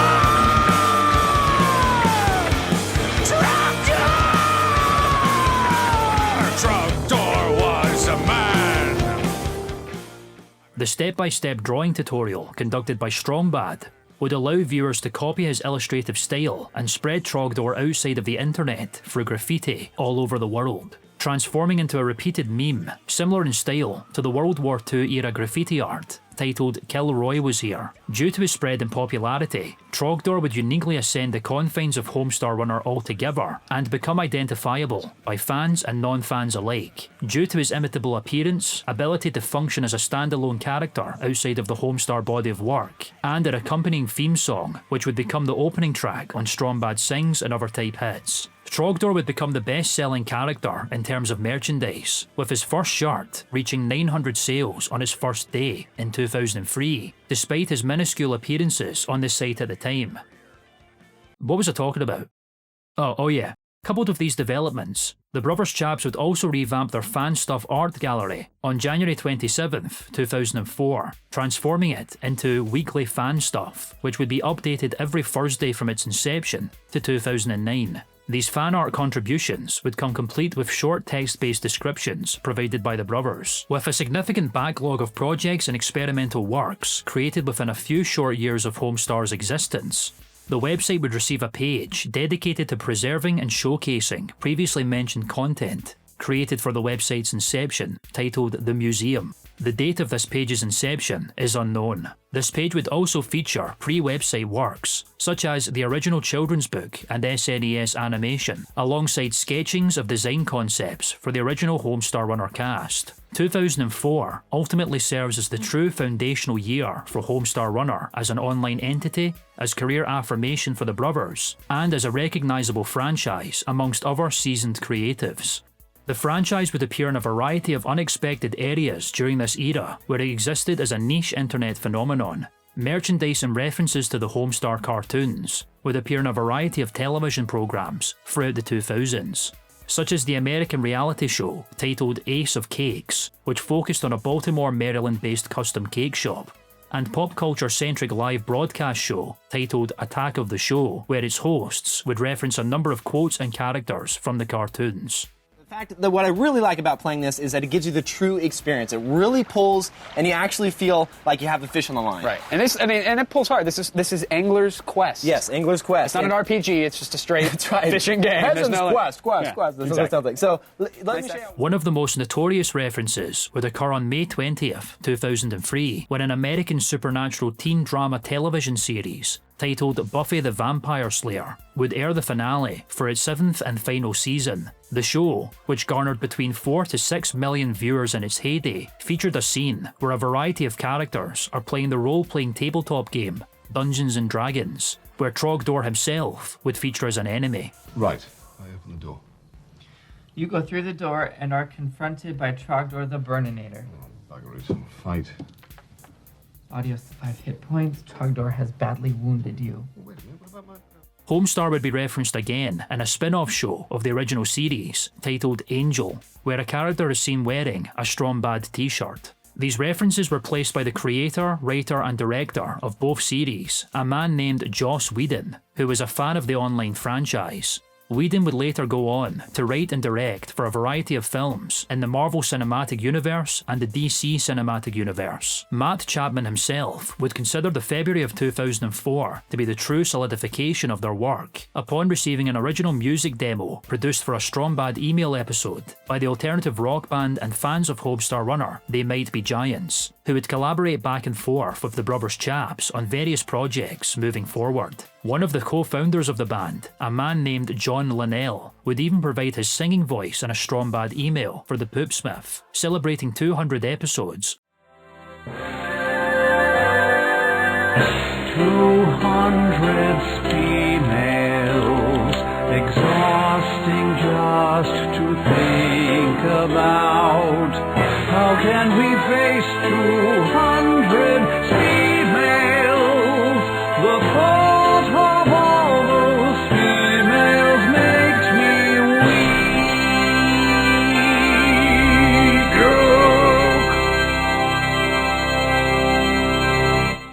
Please be seated. How about that Poopsmith, huh? Breaking his vow of silence to perform my 200th female intro song. I'm almost not totally disgusted. Yeah, I take that back. On that same day, Chapman would also receive a gift from TV and film producer and fan of Homestar Runner, a man named Jim Mallon, in the form of a fully working puppet of the robot character Tom Servo, as he appears in the American science fiction comedy series Mystery Science Theater 3000. Chapman would recall ruminating on how far his and Mike's menagerie of characters had taken them, stating, quote, "It's okay if no one watches another Homestar Runner cartoon or buys another t-shirt now, because today happened." The world of Homestar Runner would continue to grow, evolve and thrive throughout the rest of the 2000s, with the brothers Chaps following suit, serving as a sign of things to come for larger projects beyond the website. The duo would license the Homestar Runner intellectual property to a third party for the first time, after years of resisting offers from animation studios and video game developers, in fear that the cast of characters would be misused and misrepresented by licensees. This license would be offered to the now defunct American video game developer Telltale Games. The company was founded by a trio of developers named Kevin Bruner, Dan Connors and Troy Melander in the July of 2004. The trio were formerly employed by previously mentioned LucasArts, now known as Lucasfilm Games, which were responsible for releasing innovative PC adventure games in the 1990s. Telltale's debut title, a version of the poker game Texas Hold'em, was released on February 11th, 2005. The game itself would feature the player facing off against 4 eclectic characters. Texas Hold'em would be released in partnership with the adventure game-centric review and discussion website Adventure Gamers, and would be the first game available on the website's newly developed online store. This partnership, on behalf of Telltale, was made in order to examine the potential benefits of online exclusive digital video game distribution, a business model that was still in its infancy at the time. For reference, the largest online digital video game distribution service, known simply as Steam, created and owned by American game developer Valve, would debut in September of 2003 as a software client, which would automatically provide new updates for Valve games as opposed to the then standard model of players manually downloading updates online. Steam would only transform into a digital game storefront for Valve games in 2004, expanding into third-party games the next year, shortly before Adventure Gamers' efforts. The reason for developing Texas Hold'em, a non-adventure game, would be explained by Dan Connors in an interview for Adventure Gamers. Quote, "Telltale Games is about great characters and stories. Telltale Texas Hold'em is about characters. The reason this is the first product released by Telltale Games is because it is much more straightforward than launching a full adventure game based on a license. All the work we are doing on characters now will definitely benefit the quality of our adventure games." While Telltale Texas Hold'em would see a quiet release, it would receive the accolade of Indie Game of the Month in the June of 2005 on behalf of the now defunct video game magazine PC Zone. Coincidentally, this issue would also feature the accolade of Web Game of the Month, which would be awarded to Stinkoman 2066.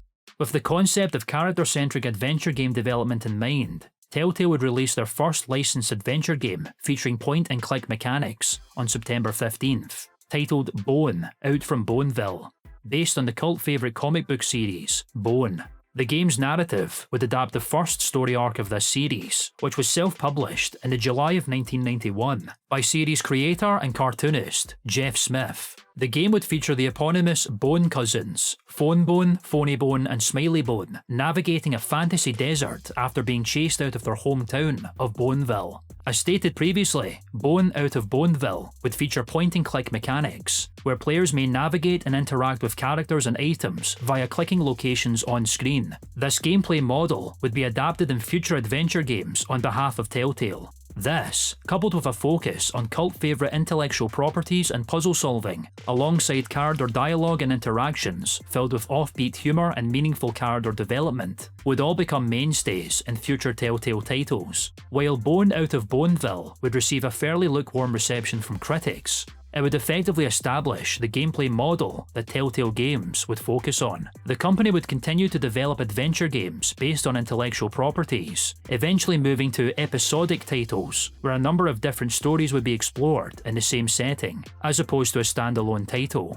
Prior to their acquisition of the Homestar Runner property, Telltale's other releases include CSI: 3 Dimensions of Murder, which released on March 21st, 2006, based on the American procedural crime drama series CSI: Crime Scene Investigation. The game would consist of 5 separate cases, with the final case tying them all together. This was the third CSI game to be released, with the previous 2 being developed by Canadian developers 369 Interactive, a now defunct division of Radical Entertainment. The title that would effectively put Telltale Games on the map of the gaming world, Sam & Max Season 1, now rebranded as Sam & Max Save the World, based on the cult favourite American media franchise Sam & Max, created by cartoonist Steve Purcell, would release episodically between October 17th, 2006 to May 10th, 2007. The episodes would be released earlier for users of the now defunct digital game service GameTap. The game, focusing on the misadventures of 2 anthropomorphic freelance police characters solving bizarre and ridiculous cases, was a significant release for the founders of Telltale Games, who during their tenure at LucasArts had previously developed Sam & Max Hit the Road, another point-and-click adventure game based on the franchise. Releasing January 1st, 1993, Hit the Road was a massive success for the company and is widely considered to be one of the epitomic games in the adventure genre. LucasArts would begin development on a sequel titled Sam & Max Freelance Police, which would be unveiled at the 2002 Electronic Entertainment Expo, better known as E3. However, despite being far into development, LucasArts would cancel the project, much to the chagrin of the franchise's niche fanbase. As a result, Telltale Games, which consisted of developers who had worked on Freelance Police, would acquire the intellectual property license for Sam & Max from Purcell after the license with LucasArts expired in 2005. Massive digressions aside, and several sequel releases for Sam & Max, CSI, and Bone later, Telltale's collaboration with the brothers Chaps in the Homestar Runner world would result in the 5-episode-long title, Strong Bad's Cool Game for Attractive People.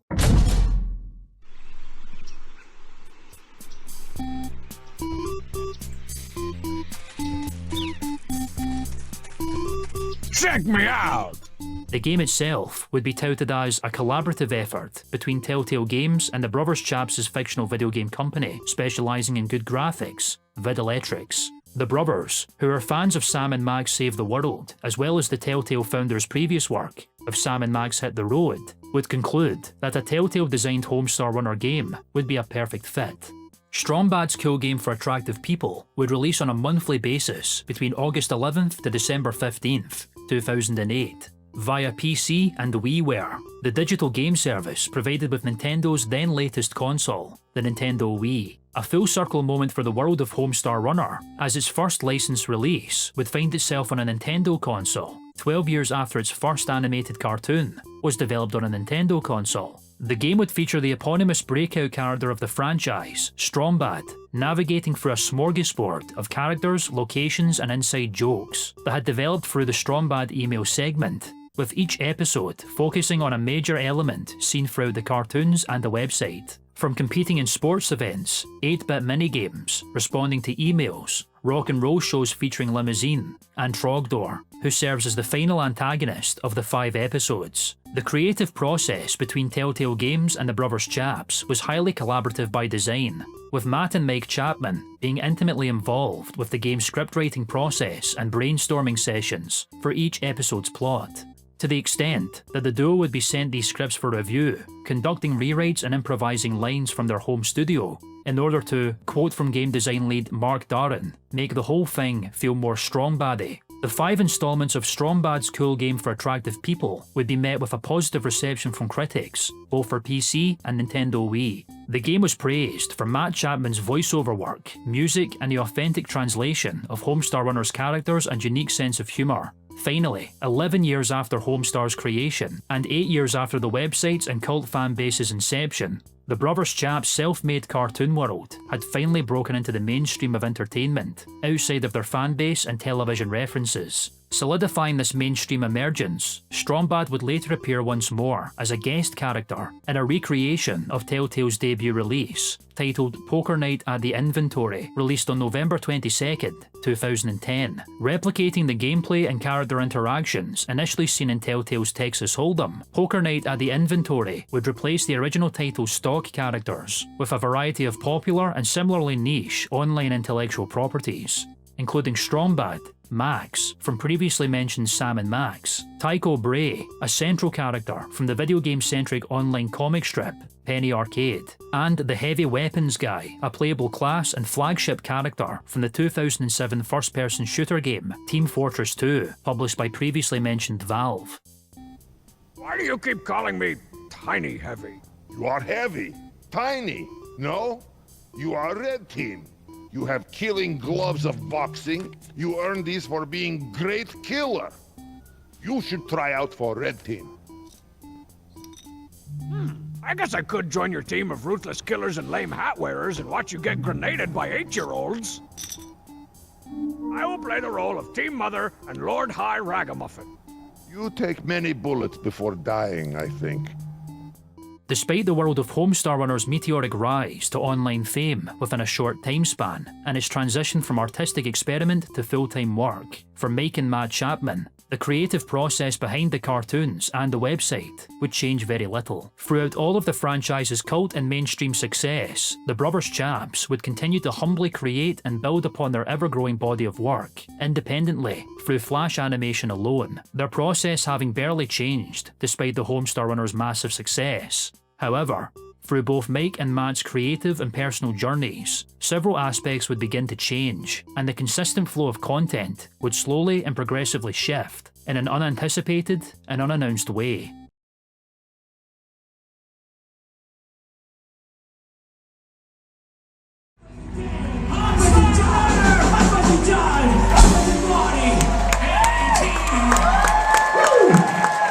Thank you guys again! The Homestar Runner. I'm gonna go back in a hefty bag in a storage space for a couple more months. We'll see you there. Okay, bye. We'll be in the storage as well. Say hello to Strong Man Homestar. Inevitably, throughout decades of creative hobbies, academic dead ends, and collaborative experimentation, the 2000s would serve as the solidification of two brothers' efforts in creating work together, forging their personal art, transforming a throwaway children's book joke character and his luchador nemesis into a substantial franchise and full-time career. The Brothers Chaps had been storyboarding, writing, animating, and voicing original cartoons consistently and independently on a part-time to full-time basis, producing weekly cartoons and collaborating with friends and other creators within and without the world of Homestar from 2000 to 2010. And perhaps unexpectedly, on behalf of the brothers and fans, this pattern would not last long. As stated previously, the Brothers Chaps had never established a true model in order to forge the Homestar Runner franchise into a lucrative and self-sufficient business. The duo would instead treat their work as a temporary endeavour. While the brothers had initially funded the website through merchandise, later moving to full-time work on cartoons through this monetary gain, they believed that Homestar Runner would be unsuitable as a permanent career. This was apparent through the resistance to online advertising, merchandise promotion, and the selling of ad space on their website, which would remain unchanged even through the website's explosion into the mainstream of entertainment. HomestarRunner.com's birth and rise to popularity during the formative years of the World Wide Web would also prove as a sign of the site's unsustainability as a career, as it would predate traditional monetization of the modern day through fan support models, such as the project crowdfunding website, Kickstarter, and the subscription service website, Patreon, which Homestar Runner predated by 9 years and 13 years respectively. From the beginning of their creative endeavour, Mike and Matt Chapman would again begin seeking work outside of Homestar Runner, utilising their ever-growing skill and experience in project direction, writing, animation and voice acting as a resume for potential projects. Work outside of the website would begin quietly only a year after its inception, where the brothers' experience in Macromedia Flash would be utilised in the creation of a web page for a pizza restaurant chain founded in their hometown of Atlanta named Mellow Mushroom. The web page would echo the design aesthetics of HomestarRunner.com, with its main menu page appearing as a square with rounded edges situated within a black screen, even featuring menu options identical to that of the Homestar Runner home screen. The brothers would even make efforts to animate Mellow Mushroom's restaurant mascot, Mel-O Mushroom, which Matt Chapman would provide a voice for. Check this out. Welcome to mellowmushroom.com. Why don't you come on in? This webpage would debut in the fall of 2001, with plans for further collaboration with the brothers Chaps to create cartoons for the website. This would eventually fall through with the oncoming wave of visitors to the brothers' own body of work. As a result, the duo ceased all freelance work in 2004. Mellow Mushroom would phase out the brothers Chaps homepage in 2007. The duo would also enter the world of filmmaking, Matt Chapman's original vocation. This would begin as early as 2000, where they were credited with thanks by the producers and organisations associated with the creation of George Washington, a movie directed by a man named David Gordon Green in his debut, who is notable for directing such films as the 2008 stoner comedy Pineapple Express and the slasher horror trilogy reboot 2018's Halloween, 2021's Halloween Kills, and 2022's Halloween Ends. Mike Chapman would be credited for providing unspecified art for George Washington, and the film's opening titles would even state the words "Free Country USA Presents." The brothers would become more intimately involved with Green's 2003 film All the Real Girls, with Mike being credited as a graphic designer within the project's art department. Matt would appear as a background extra and appears in the film credits with the name Strongbad. Previously mentioned Craig Zobel, the man responsible for co-creating the Homestar Runner character, would begin his film career as the unit production manager for both of Green's early films, and would later recruit the brothers Chaps and Missy Palmer as executive producers for his breakthrough project, the 2007 film Great World of Sound, which would debut at the Atlanta Film Festival and win the Grand Jury Prize, the festival's highest accolade. Matt and Craig would also collaborate on a screenplay for a stop-motion film in collaboration with the stop-motion animation studio, Screen Novelties, and the Jim Henson Company, the entertainment and puppeteering company responsible for creating the ensemble of puppet characters known as the Muppets. The script would adapt a 2007 short film titled Monster Safari, which would be completed in 2009. The project would never go beyond this completed script. Within the brothers Chaps' wheelhouse of animation, they would soon be recruited for projects created for television, beginning on December 5th, 2004, where Matt Chapman would provide his singing voice for an episode of the adult animated series titled C-Lab 2021, which had originally debuted on December 21st, 2000 on the same channel that inspired the animation style and comedy of Homestar Runner, Cartoon Network, before moving to the late-night adult animation programming block, Adult Swim, which had begun programming through the Cartoon Network channel on September 2nd, 2001, becoming one of the 4 original animated series to appear on the network. C-Lab 2021 would be created by Atlanta, Georgia-based animation studio 7030 Productions, founded by writers and animators Matt Thompson and Adam Reed. It would be co-developed alongside Adult Swim's 3 other debut titles, Harvey Birdman Attorney at Law, The Bragg Show, and Aqua Teen Hunger Force, through Cartoon Network's in-house production studio, William Street.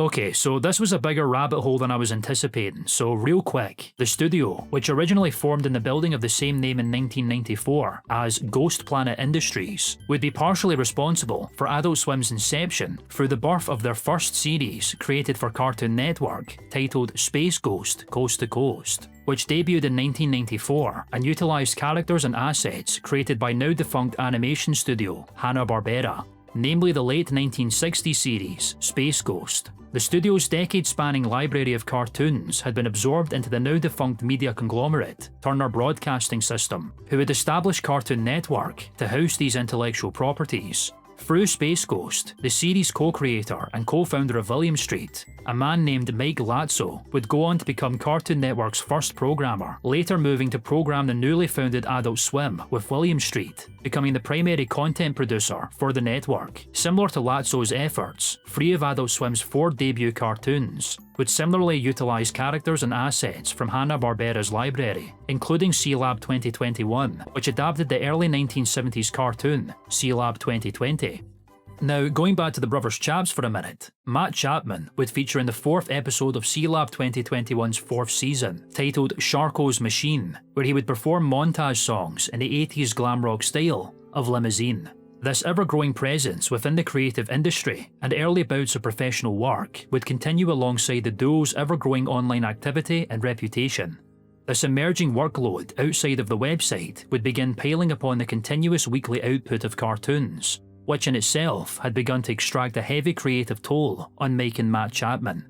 The personal lives of Mike and Matt would change drastically alongside, where Mike and Missy Palmer would birth their first child in 2006, a girl nicknamed the Very, Very Little Girl, who would appear in a Puppet Stuff segment as an Easter egg alongside Puppet Homestar. Matt and his wife, a woman named Jackie, would birth their first child in 2007, a girl named Ida. They would later birth a second child in 2009, another girl whose name is unrevealed. These births, combined with growing work outside of Homestar Runner, would result in sporadic updates on the website. As a result of the Brothers Chaps' individual responsibilities of parenthood, they would finally decide that their borrowed time creating cartoons with the world of free country USA and its residents had come to a close. Upon the birth of Matt Chapman's second child, the brothers would begin to more seriously pursue work in the creative industry and bring cartoon development for HomestarRunner.com to an indefinite hiatus. Throughout 2009, website updates and new cartoon releases would be sporadic, a trend which had begun the year prior due to the brothers' focus on Strong Bad's cool game for attractive people. 5 notable cartoons would be released, including a Strong Bad email installment on June 30th, the 201st Speemail in the series, and the first release after 9 months, the longest interval of Strong Bad-centric content at the time. This 5-minute episode, titled Freemail 3184, is notable for featuring Homestar answering fan emails of his own, implying that Homestar Runner emails, or Freemails, had been ongoing alongside the website's most popular segment. Through retroactive continuity, it is shown that Homestar has been responding to emails in his own segment before Strong Bad, as seen in the first cartoon release for 2009 on May 4th, titled Freemail 7. The cartoon would be a throwback to the classic art style of the website, implying that Homestar had been responding to emails since at least 2001, and that Homestar himself initially inspired Strong Bad to begin checking fan correspondence, donating his old and faulty Tandy 400 to assist in Strong Bad's cause. The Brothers Chaps had begun experimenting with Homestar Runner emails shortly after Speemail 200 in order to give more attention to the franchise's title character and take a break from producing the website's flagship series. An animated adaptation of the previously mentioned HTML-based children's book Where My Hat Is At would also be released on July 27th in celebration of its 10-year anniversary. The 3-minute 48-second cartoon would feature the website's modernised art style and unique humour seen throughout the Brothers Chaps' contemporary animated efforts. The last Strong Bad-centric release outside of the email segment before the site's hiatus would be a 3-minute 48-second effort released on August 3rd, titled Compy Catalogue, which sees the character ordering and receiving a new personal computer after his previous model, a 1980s laptop known as the Lappy 486.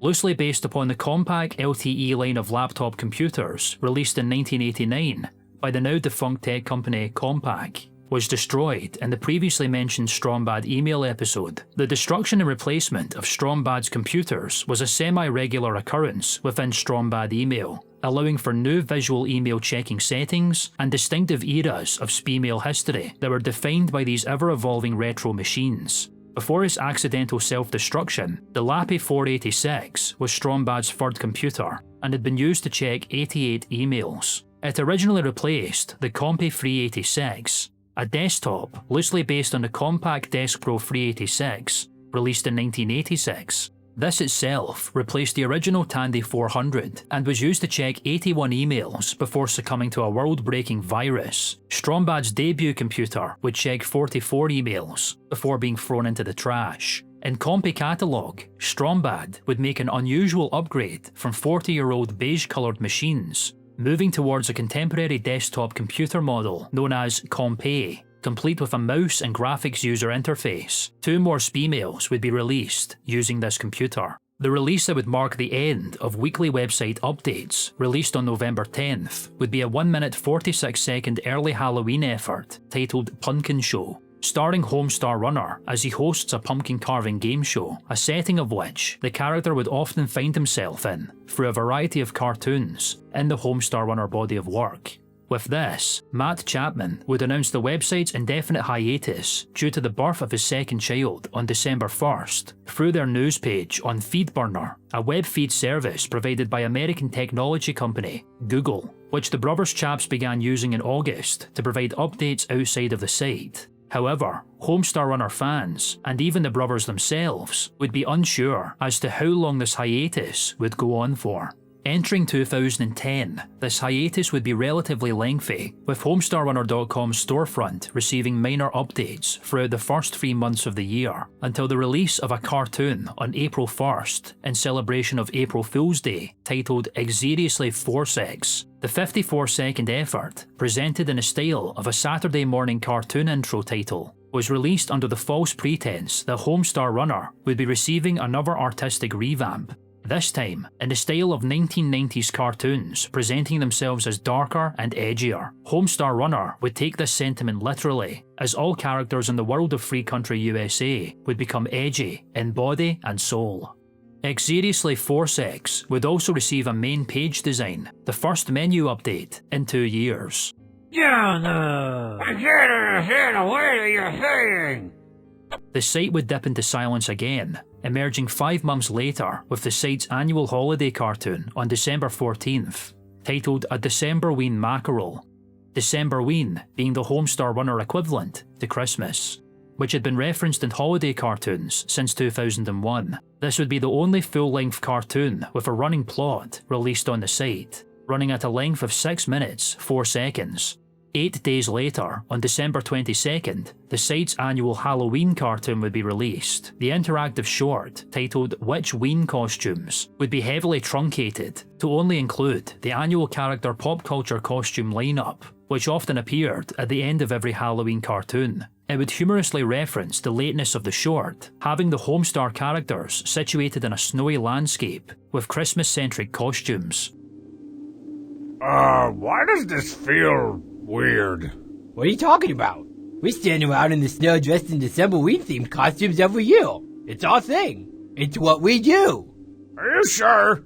I think we may have gotten our weens crossed. Can you please never say that again? It would initially appear to fans that this ongoing hiatus would result in a severely lessened output of content, while the Brothers Chaps continue to care for their families and find further work in the creative industry, and that 2010 would serve as an example of things to come for the foreseeable future of Homestar Runner. During this time, Mike and Matt Chapman would begin to find significant success as writers, directors, animators, and voice actors for a variety of children's television. The duo's entry into creative work of this type had begun prior to HomestarRunner.com's hiatus, where they would collaborate with the creators of the early learning children's program titled Yo Gabba Gabba. The show, which debuted in 2007 through the morning preschool programming blog Nick Jr., would explore a variety of topics such as friendship, emotions, and personal safety, teaching young children social skills through storylines, segments, and musical interludes. hosted by a fictional musician named DJ Lance Rock and a band of life-size talking toys. Yo Gabba Gabba would be created by Christian Jacobs and Scott Schultz, who had befriended each other as children in the 1980s and began working together as teenagers, partaking in the skateboarding boom of the 1990s by producing and directing videos of skateboarders. Similar to the brothers Chaps, Jacobs and Schultz would also explore music production, performing together with the indie rock group The Moon Men in their home state of California. No recordings produced by the group are archived online, and they would disband in 1994 after Jacobs left to form another band with friends Chad Larson and Boyd Terry, who had met each other through mutual friends within the Church of Jesus Christ of Latter-day Saints, a branch of Mormonism which Jacobs is a member. The concept of the group would be a novel one, with Jacobs, Larson and Terry forming a comedic ska band named the Aquabats.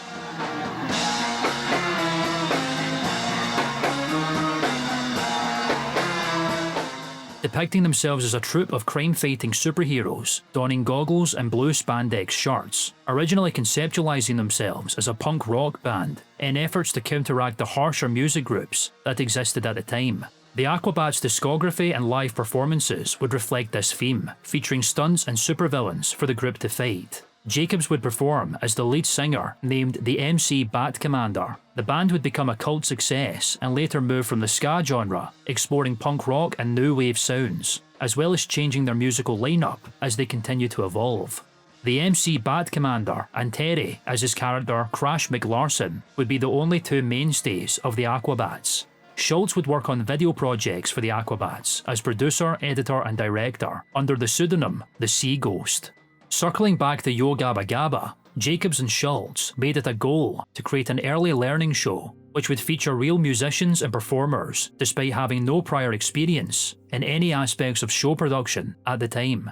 They would form a family entertainment-focused production company titled The Magic Store, and through this company, independently release an unaired test demo for the show on October 17th, 2004, and later an unaired two-part pilot episode on September 14th and December 8th, 2006, all through loans from friends and family who believed in the project. The pilot would circulate online until being spotted by a man named Jared Hess, a writer and director known for the 2004 film Napoleon Dynamite and the 2006 film Nacho Libre, who would recommend the effort to the then Vice President and Creative Director of the Preschool Division within Nickelodeon, a woman named Brown Johnson, who was responsible for Nick Jr.'s creation.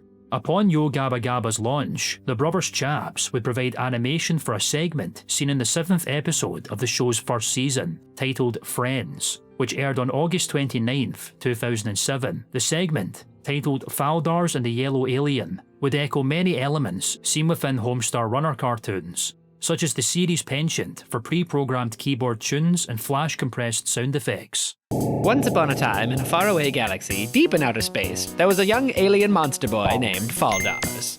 On his 4th birthday, his mom and dad gave him his very own Star Skipper. A Star Skipper is a neat spaceship, perfectly sized for small monsters. Mike and Matt's animated efforts for the show's first season would allow them to become a larger part of Yo Gabba Gabba's crew during their website hiatus. They would work extensively on the 3rd episode of the show's 4th season, titled A Very Awesome Christmas Special, which released on December 18th, 2011. Matt Chapman would direct alongside Christian Jacobs, and Mike Chapman would write alongside Scott Schultz, Matt and Jacobs. The previously mentioned James Huggins III, also known as James Husband, and the man responsible for inspiring the original Homestar Runner name, would also provide his musical abilities for this episode, creating a jingle titled Together Present. Matt Chapman would continue creative collaboration with Jacobs and Schultz on other televised projects, particularly focused on Schultz's previously mentioned superhero rock band, the Aquabats. Similar to the brothers Chaps' creative ideal of creating a cartoon that can appeal to all ages, the Aquabats would follow suit. This would be seen with the release of the 2012 musical action comedy series, The Aquabats Super Show, which would air on the children's American television network, The Hub, later rebranded to Discovery Family. The show would build upon the Aquabats' pre-established superhero mythology, with Schultz and Jacobs originally conceiving of couching the band in a television format after the breakthrough success of their second album, The Fury of the Aquabats, which released on October 28, 1997. The duo would shop the concept around for several years to no avail, producing 2 pilots in 1998 and 1999. Upon the success of the third pilot, Matt Chapman would join the Aquabats Super Show crew as a writer and director for a variety of episodes, particularly the 11th episode of the show's first season, titled Night of the Cactus, which would be written and directed entirely by Chapman. He would also star in the 12th episode, titled Cobra Man, where he would play the role of the show's villain of the week, a carnival barker named Carl. Amusingly, Carl would don a luchador-esque mask and speak in a Strong Bad-esque voice. You can't help him. He made a bet, and when he loses, y'all gonna have to pay up. You've already lost the bet. Look! What the? How did he? Wait, I dumped it. But oh, man! The biggest success that the brothers Chaps would find in their newfound creative industry work would occur in 2012, where it was reported that the duo had established a development deal with the American animation studio Disney Television Animation, which is a production arm of television division Disney Branded Television, which is a division of Disney Entertainment Television, which is a division of Disney Entertainment, which is one of the 3 major divisions of the Walt Disney Company. The deal would coincide with a number of commissions by the company, with a variety of animated programs beginning production for the children's television broadcasting channels, Disney XD and the Disney Channel. The brothers Chaps had created a pitch for a cartoon focused on the life of a robotic exchange student. While the show ultimately never came to fruition and no evidence of the pitch exists online, it is known that the duo had created art backgrounds and character designs with other artists, creating a flash animatic to present to the studio. Despite the lack of success on this pitch, the duo would be utilised in a number of the animated programmes that had been commissioned alongside their development deal for Disney Television Animation. This would begin with Matt Chapman serving as a story writer for the 2012 mystery comedy animated series Gravity Falls, which debuted through the Disney Channel and concluded through Disney XD. The series would be created by a man named Alex Hirsch, who had been working within the animation industry for television after graduating from the California Institute of the Arts, or CalArts, in 2007. That same year, he would go on to work as a storyboard artist for several episodes of Cartoon Network's animated series, The Marvelous Misadventures of Flapjack, namely its first season, which began on July 27th. He would later move on to co-develop the 2010 Disney Channel animated series, Fish Hooks, with fellow animator William Reese. Matt Chapman would begin writing alongside Hirsch during Gravity Falls' first season, and provided a variety of voices for minor characters seen throughout the series.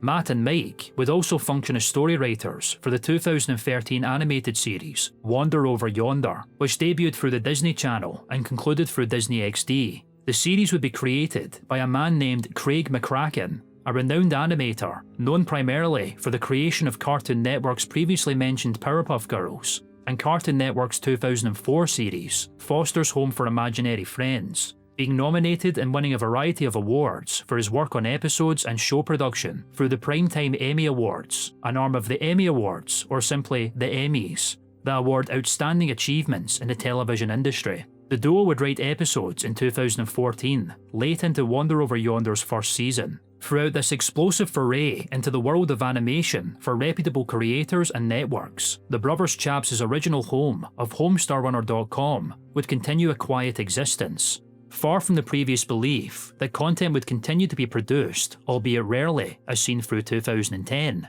The brothers Chaps would produce no content for the website during their time working in television, resulting in the world of Homestar existing in silence for over 3 years. Originally, Mike and Matt Chapman would be largely unsure as to how long this hiatus would actually go on for, believing that they would return to animating Homestar cartoons after a few months of working and adjusting to their new familial responsibilities. After the hiatus evolved from weeks to months to years, the duo would become unsure as to how to properly respond to fans in regards to this large gap of time that had passed. The duo had wished for Homestar Runner and his friends of Free Country USA to exist on their own terms, preferring to keep the website focused on the characters as opposed to the brothers' personal lives.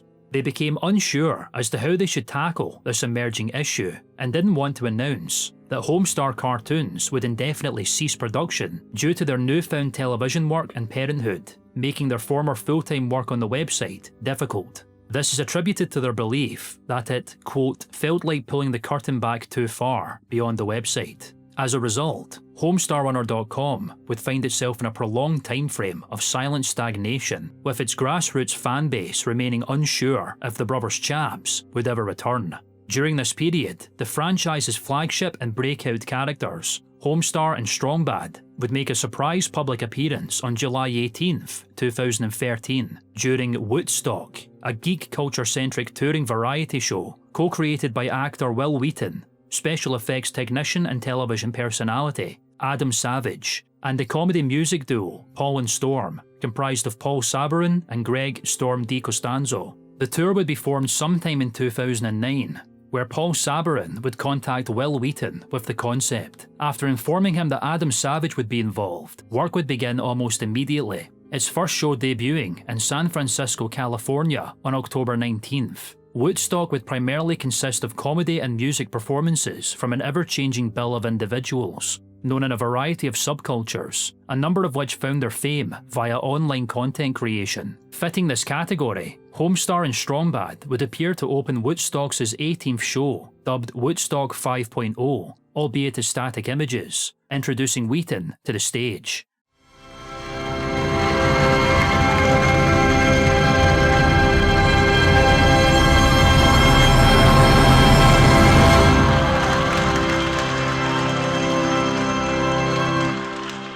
Hello, my name is Strongbad, and I'm from 2002. Ask your parents. They asked me to come out here and introduce you to the 002 stock. Let's lay down some ground rules. Keep you nerds in line. First of all, I would like every While this surprise appearance would instill a sense of hope within fans of the website, no word on its status would be mentioned, and the characters would vanish into stagnation once again. Yet while the future of the franchise that made Mike and Matt Chapman a household name on the internet would remain uncertain, there would soon arise further tribulations that placed HomestarRunner.com within an even bigger jeopardy.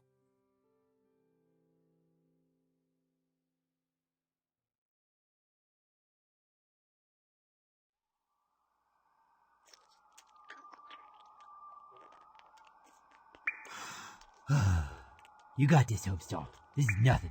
Just like falling off a web van. Oh, hello, Deborah, Simone, the internet. I am what you might call Homestar Runner. Yay! Over the last several years of my .com, people's all the time be asking me, "Hey, Homestar, how come you stopped updating?" Sorry, got some crab shell stuck in my throat. Continuing, how come you stopped updating the best feature on your website? On July 1st, 2014, visitors of HomestarRunner.com would be met with an unannounced and welcome surprise.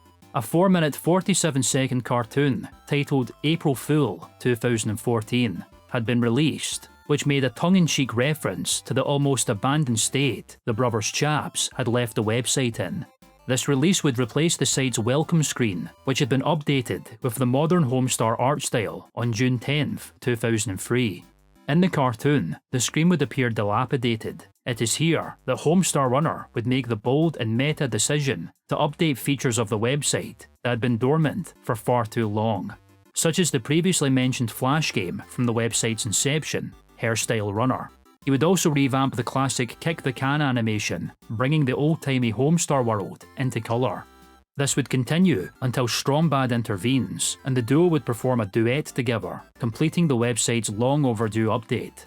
This triumphant return would serve as Mike and Matt Chapman's announcement through the characters that a regular production on the website would commence once again, this time fitting around the duo's continuing industry work schedule. Throughout the rest of the late 2010s, Matt Chapman's work through Disney Television Animation would continue. He would go on to write an animated short titled The Boiler Room for the Mickey Mouse series, a rendition of the iconic Disney characters that would star in a variety of content. Chapman's episode would release on October 2nd, 2014.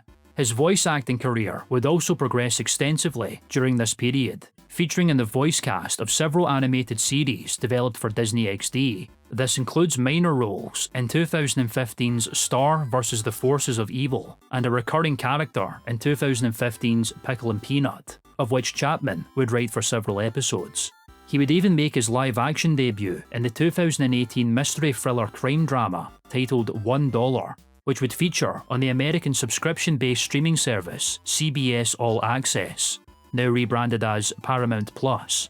$1 would be directed by Craig Zobel, and Chapman would feature as a guest character in the show's 7th episode, titled Cooper Shaw, where he would play the father of the episode's title character.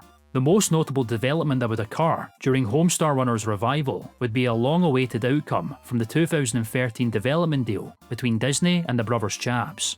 The duo would finally develop a Disney animated series of their own, albeit an online exclusive series that better aligned with their unique brand of comedy and storytelling. This would result in the Flash animated comedy sketch series titled Two More Eggs, which debuted on June 23rd, 2015, through the video sharing platform YouTube via the Disney XD channel, later renamed to Disney Channel Animation. According to Matt Chapman, the brothers were able to develop this series with the same level of autonomy as they had with their own online creation. Two More Eggs, akin to Homestar Runner's varied array of sub-series and spin-offs, would feature a variety of separate leading characters, such as Duple, a pot-bellied man that served as a flagship character of the series. The show would thus focus on individual sketch scenarios rather than an overarching plot. Typical of animated efforts led by the Brothers Chaps, the series would feature a suite of sound effects and pre-programmed keyboard tunes often heard in their own body of work.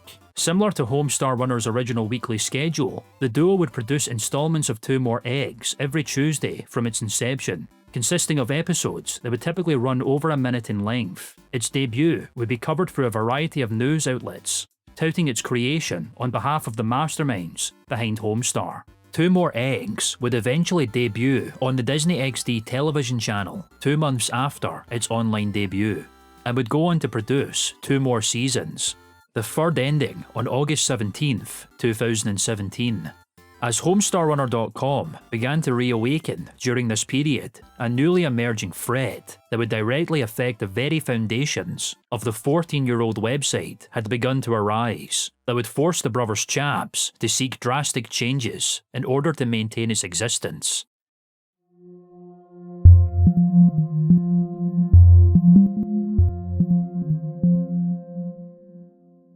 These developments had begun as far back as December 3rd, 2005, where previously mentioned Macromedia, the software company which originally acquired their competitor FutureWave for their animation software, would themselves be acquired by the American software company Adobe Systems Incorporated, later known as Adobe Inc. The company, originally founded in the December of 1982, would immediately establish themselves through the development of PostScript, a computer language utilised for describing layouts and appearances of documents designed for printing. This language would prove so popular that the founder of previously mentioned Apple, Steve Jobs, would offer a $5 million deal to buy out Adobe, tantalised by the language's potential for his in-development Macintosh computer at the time. This offer would be refused, but would result in Adobe selling Jobs a 19% stake in the company and a 5-year license fee for PostScript. These business decisions would result in Adobe becoming a financially lucrative company out of the gate. By the mid-1980s, Adobe had entered the consumer software market and would begin to quietly dominate it via developing and purchasing a variety of software offerings. This would begin with previously mentioned Adobe Illustrator, released initially for Apple Macintosh in 1987 and later Microsoft Windows in 1989. Their first software acquirement would occur in 1988, where they would begin licensing previously mentioned Photoshop, which was originally designed as a grayscale image viewer for monochrome computers, fully absorbing it into their ever-growing software suite after purchasing it from its creators, brothers Thomas and John Knoll, in 1995. This rapid absorption and development of software would progress through the 1990s into the 2000s, including the development of the Portable Document Format File, or PDF, as well as PDF reader and creator software Acrobat in 1993, the acquirement of the video editing software Premiere in 1991, the digital effects and motion graphics application After Effects in 1994, the document processor FrameMaker in 1996, and the digital audio editor Audition in 2003. The $3.4 billion acquisition of Macromedia in 2005 would result in Adobe gaining control of Macromedia Flash, now rebranded to Adobe Flash, akin to the company's other offerings, as well as previously mentioned Director and Shockwave. This would also include Macromedia's vector graphics editor, Fireworks, and e-learning tool, Offerware. Simply put, Adobe now owned the software utilised for Flash animation, website authoring, and playback. Adobe's first version of Flash, and the 9th version of the software overall, would release in 2007, titled Adobe Flash Professional CS3. In relation to the brothers Chaps, they would continue using 2000's Macromedia Flash 5 for their work, only using Macromedia's last version of the software for publishing cartoons. Usage of the software and its application on websites would remain largely unchanged, with Macromedia Flash Player, now rebranded as Adobe Flash Player, remaining a standard for online games, animation playback, and web page elements, with 90% of computers having Flash installed as a plugin by 2005. However, as the standards of web page development and newly emerging technology continue to rise, its future as the dominating software for producing web content would begin to hang in the balance. By January 22, 2008, a new open-source markup language titled HTML5 had been released for internet users. This would improve significantly from HTML, which was fundamental for creating web pages, but required a variety of other computer languages and plugins in order to implement multimedia elements such as video and audio, which Flash was useful for. HTML5 in comparison was capable of developing all of these multimedia elements itself, and it, alongside a variety of markup languages with similar capabilities, would quickly become the standard for web page development as a result, and spell the beginnings of Flash's redundancy as a web page development software. The advancement of mobile technology such as smartphones and tablets, and the ability to navigate the World Wide Web through these devices would also prove difficult for Flash, as a vast number of mobile internet browsers were incapable of supporting it. This would be further bolstered by previously mentioned Steve Jobs,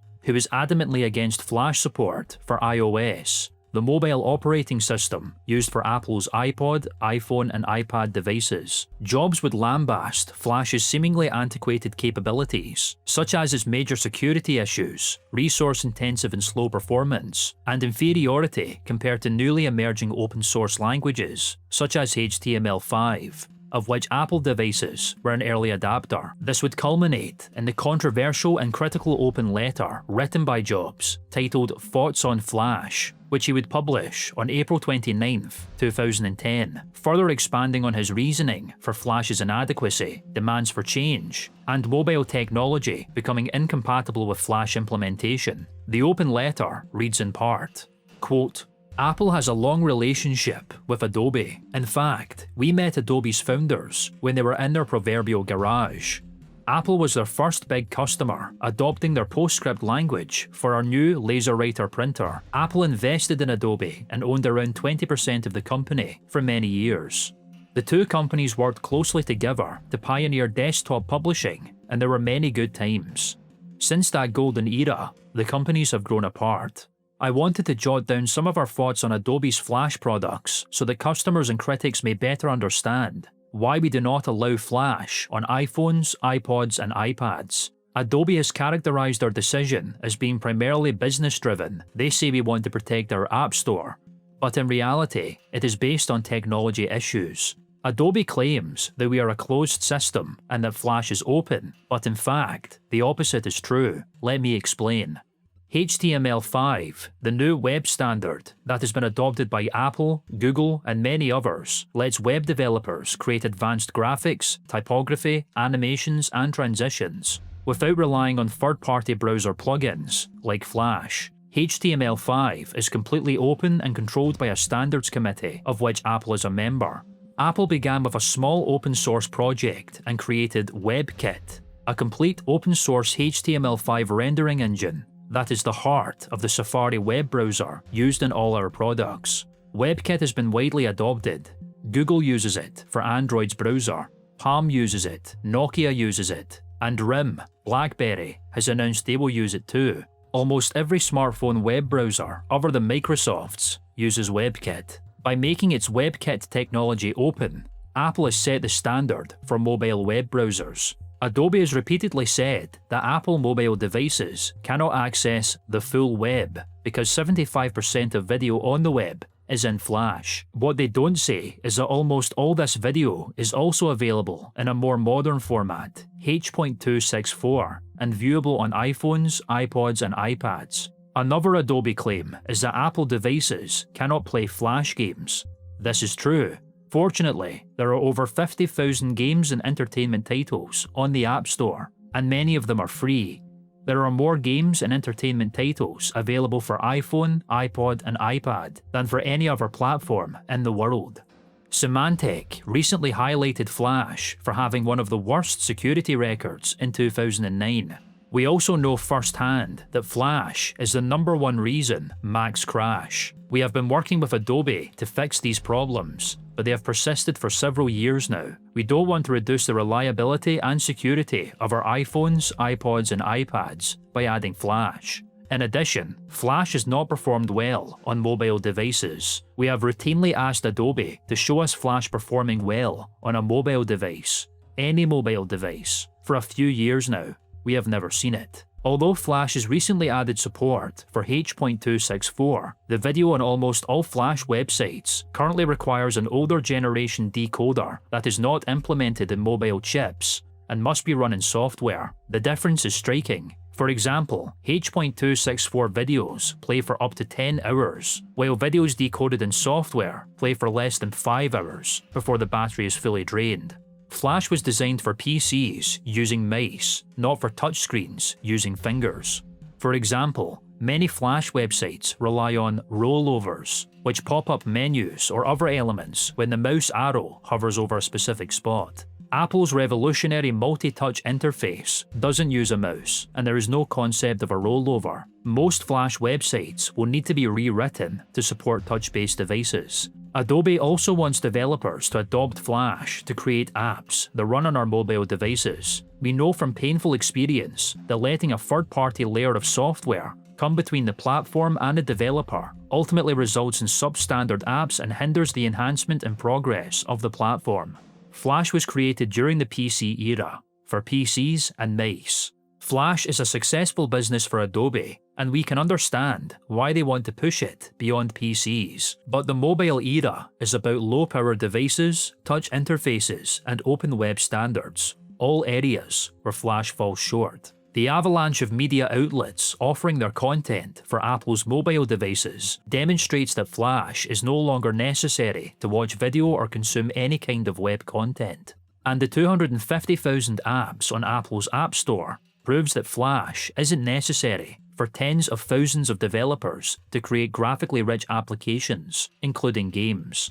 New open standards created in the mobile era, such as HTML5, will win on mobile devices and PCs too. Perhaps Adobe should focus more on creating great HTML5 tools for the future and less on criticizing Apple for leaving the past behind. Steve Jobs, April 2010. This letter, while argued as hyperbolic and vicious at the time, would inevitably be realized as true. Flash was a software created for an older era of website navigation, and Adobe was proving unable to keep up with the emerging changes of improved open source languages and mobile web navigation. Adobe would attempt to fight against these claims and Apple's embargo on their software, with rumors beginning to swell that the company would be taking Apple to court for restraint of trade shortly after Jobs' publication, arguing that Apple was hindering Adobe's business practices by forcing developers to use other computing languages. While this lawsuit would never come to light, and Apple would eventually allow for third-party software to be used for development on mobile devices in the September of 2010, it had become all too clear that Adobe Flash was failing to keep up with emerging competition, and the reputation of the software had been marred. As a result, in the November of 2011,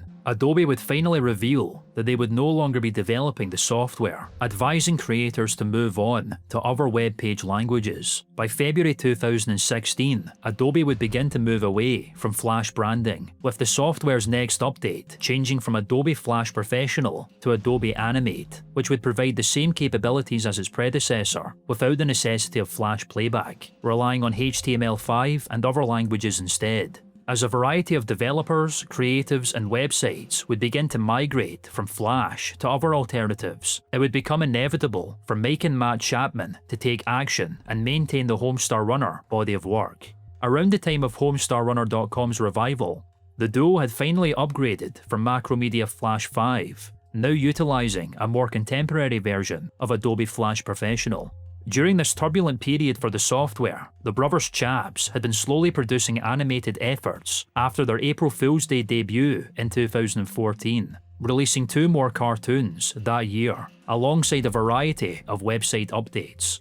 Most humorously, the 5-year anniversary celebration for the last artistic fan submission for the weekly fan stuff page, a door knocker designed to look like Homestar, which was submitted on October 22nd, 2009, and had remained the latest fan submission at the time.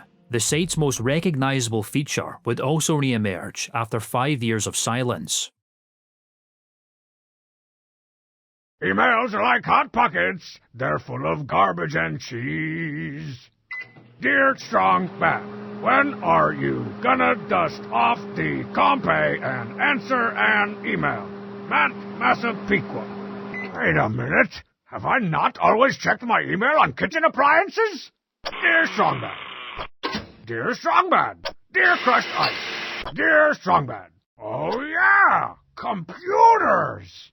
Let's go see how that old compay is doing.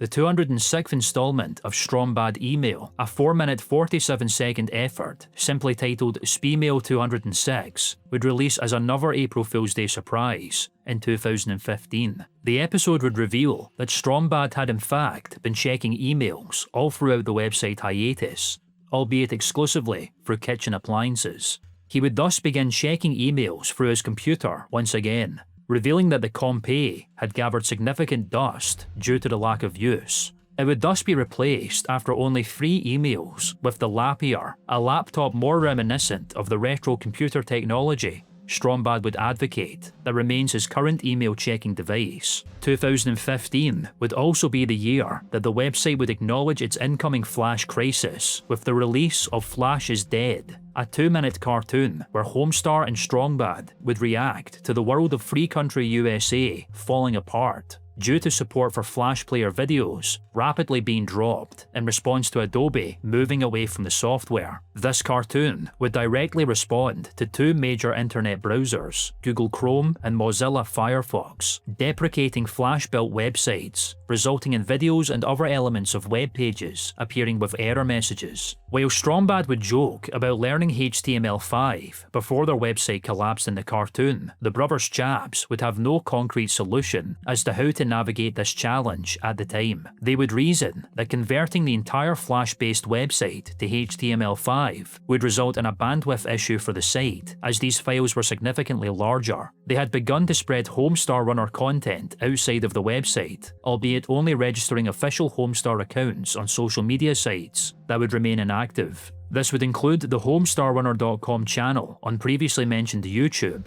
which was originally created on October 1st, 2007. The brothers Chaps would begin unloading their backlog of cartoons shortly before the website's hiatus. YouTube would also begin utilising HTML5 over Flash in 2015, serving as a potential outlet for new animations, with YouTube videos embedded within HomestarRunner.com. However, the duo would remain wary that the interactive elements of Homestar cartoons, such as clickable Easter eggs seen in every offering, which had become a defining aspect of their work, would no longer be available through YouTube videos. Regardless, the duo would begin releasing a number of cartoons to the website through these embedded videos. By the July of 2017, Adobe themselves would begin to deprecate Flash and announce through their official blog page that plans for the software to enter its end-of-life stage would begin. stating that support would continue while users migrated to other alternatives until 2020, where Flash Player would cease distribution. Adobe Animate would continue to be sold.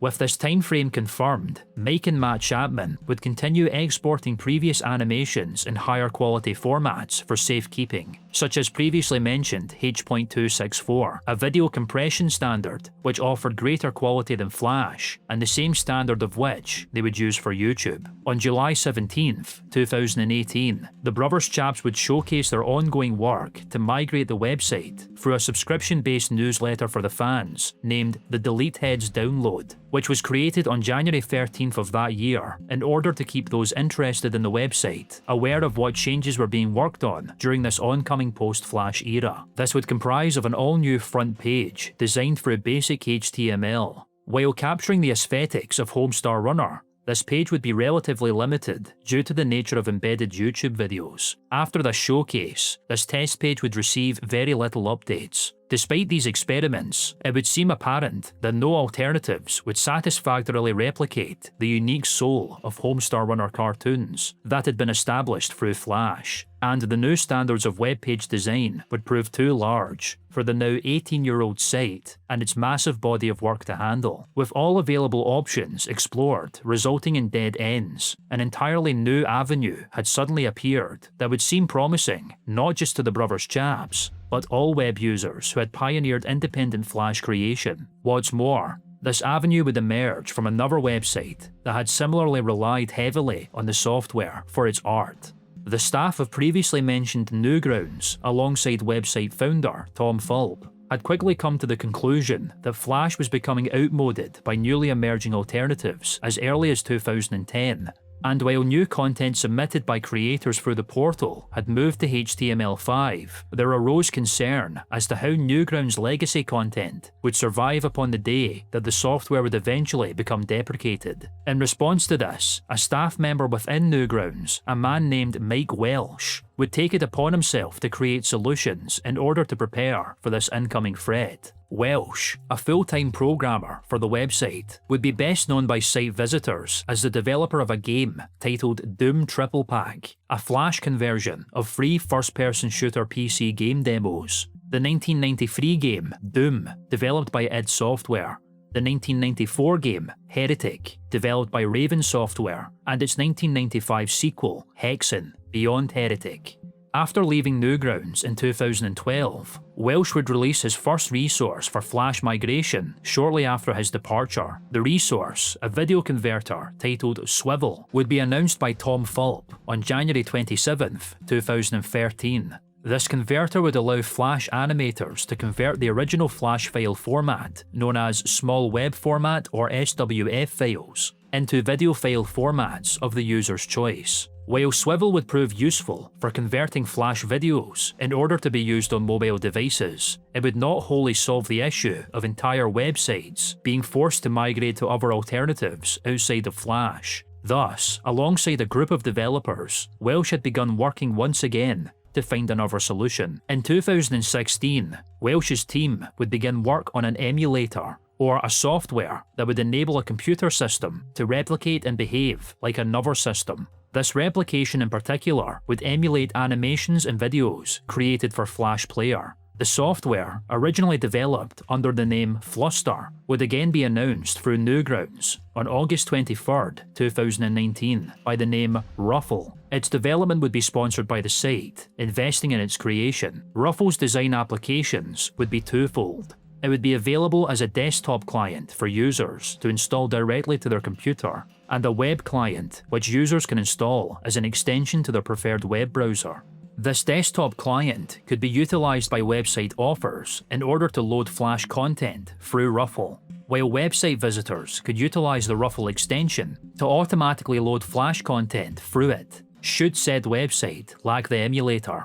Unlike Flash Player, Ruffle would have higher security measures included. Positive reception and adoption of Ruffle for websites laden with SWF files would be swift upon its release on October 1, 2020. A month later, all major web browsers would remove Flash Player by December 31st. Throughout this year, a number of notable websites featuring Flash animations and games would begin to implement Ruffle, including Newgrounds, of which Fault would state that the majority of content developed before 2007 was working normally. Other adapters of Ruffle would include the educational website focused on web browser games for children and young adults, Cool Math Games, which launched in 1997, the digital library website dedicated to archiving web pages, Internet Archive, which launched in 1996, and the web page outlet for the video game publisher Armor Games, which launched as Games of Gondor in 2004, with some of the earliest and most prominent Flash-built websites turning to emulation in order to retain their content without any major changes. It wouldn't be long until the Brothers Chaps themselves would share their interest in Ruffle as a method of preserving the interactive experience of Homestar Runner. This interest would become clear through the social networking site Twitter, later rebranded as X, where Mike Welsh had been posting development updates of the software through his personal account. One particular post, made on September 18th, 2019, would show that Welsh had been working on Ruffle with a 2003 episode of Strombad Email, notably Trogdor's debut episode, Dragon. Strombad himself would respond to this post through the account @StrombadActual, which the Brothers Chaps had created during the heyday of their hiatus on September 3rd, 2011, although the account wouldn't begin posting until 2014. Functioning as Strombad's personal account, Mike or Matt would post through this account in character, utilising their idiosyncratic Homestar rhetoric. Strombad would ask desperately whether it was possible to use the contrast dial built into his Compy 386, an oddly specific Easter egg where users can change the contrast on the computer screen during the cartoon. Welsh would confirm this in a reply, showcasing that Homestar Runner's interactivity would be retained. Finally, on December 31st, 2020, the final day of online Flash support, the website would go under construction, reopening once again with Ruffle finally being implemented within HomestarRunner.com. This implementation would be provided slowly and piecemeal, as the emulator would continue to be updated to function with different styles of Flash, particularly ActionScript, which the software had limited compatibility with. Cartoons, games, and web pages would continue to be implemented year by year, slowly rebuilding the site to full functionality after Flash's deprecation. At the beginning of Ruffle's implementation in its early builds, the majority of visitors would be met with a large play button contained within an orange circle, which would be met with a message provided by the brothers to explain the ongoing works within the site. This would read, "What is that big play button, you ask? Well, Flash is all kinds of dead, but the amazing Ruffle project helps our cartoons live on. Not every cartoon and game works perfectly just yet, so be patient and expect some jankiness here and there, while we keep a-workin'." During the post-Flash transition, a number of quality of life changes would also carry over into the restored site, particularly new menu pages built in HTML5 that would allow for easier navigation for cartoons and Strombad email, now fitted with descriptions of each episode, which was originally absent, resulting in fans dedicating their favourite animation titles and content to memory in order to find them. Oh, this is the one with the stuff and the characters! The website would also finally be functional on mobile devices for the first time. The most notable change would be the debut of a new index page, again built in HTML5. This time, Homestar Runner would finally be joined by Strombad, the two enemies turned mascots joining each other to welcome users for the first time. This page features a dynamic day and night cycle, meaning the time of day seen in the background would change depending on the user's time zone. The store and games list would also be altered, the store listing free individual links to different sites, and games leading to a separate website hosted by Vidalectrics. Ruffle would continue to release new updates during this time, and as of this video, several animations, games, and secret features on the site remain inactive or missing, and it is unclear as to what contents will return to the site. Particular features, such as fan stuff, have since migrated to the @StrombadActual account, where Strombad would repost and reply to fan art and costumes through X. On January 12, 2021, Adobe Flash Player, the program which pioneered a new age of web design, revolutionised the presentation of websites, provided creators with an outlet to display their art, and dominated the World Wide Web space for over 2 decades, would face its final death as Adobe would begin to block all online Flash content, being completely purged by January 26th.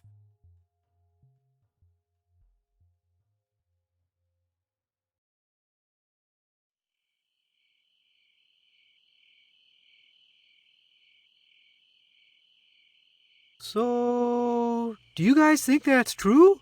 This is really it? Yeah, probably. I feel like we've been steadily working towards this over the years.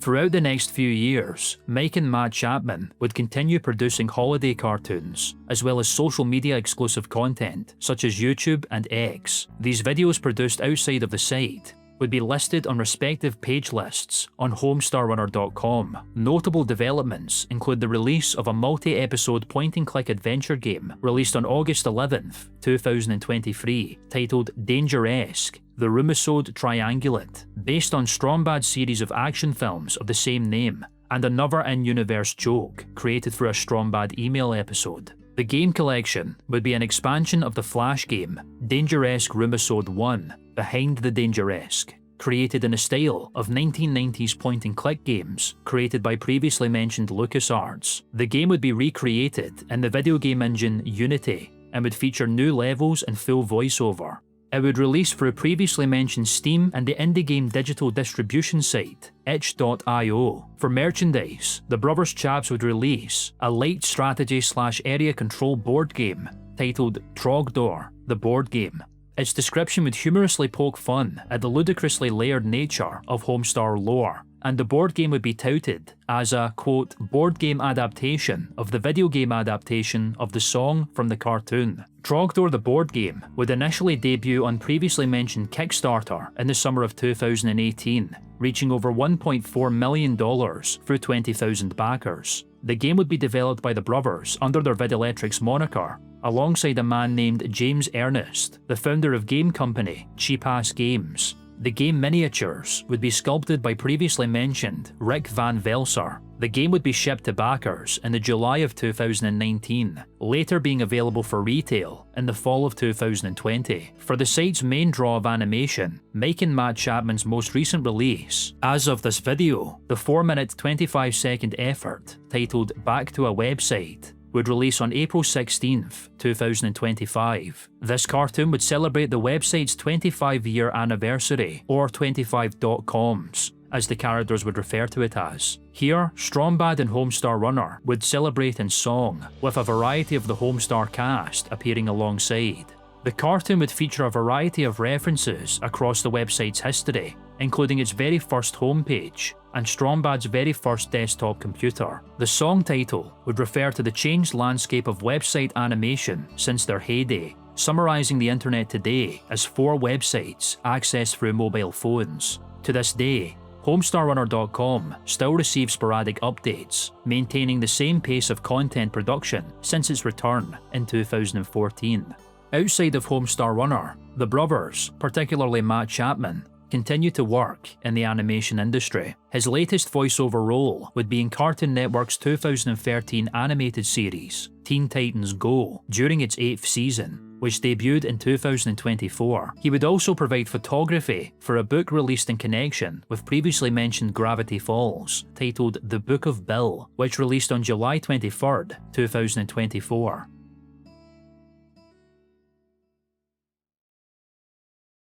Homestar Runner now remains as a deep and fascinating window into the World Wide Web's past, serving as an active and living relic that stands the test of time and changing web page developments that champions the old internet that it once inhabited, becoming one of the earliest pioneers of independent creative individuals making a career out of their own online work. It is a massively sprawling collection of art birthed from the creative experimentation carried out by 2 brothers who had been making things together since their childhood. and now serves as the springboard of their success and a reflection of everything that inspired them to create in the first place. If this is your first time learning of Homestar Runner, you are implored to explore its wide bounty of offerings that has enthralled and entertained fans and fellow creatives who became so infatuated with its existence that its legacy would be solidified through word of mouth alone. Now, 25 years later, this video may do the same.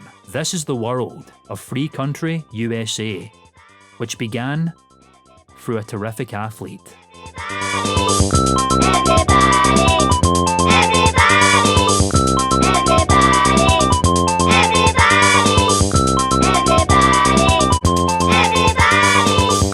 Everybody, la-di-da-di-da.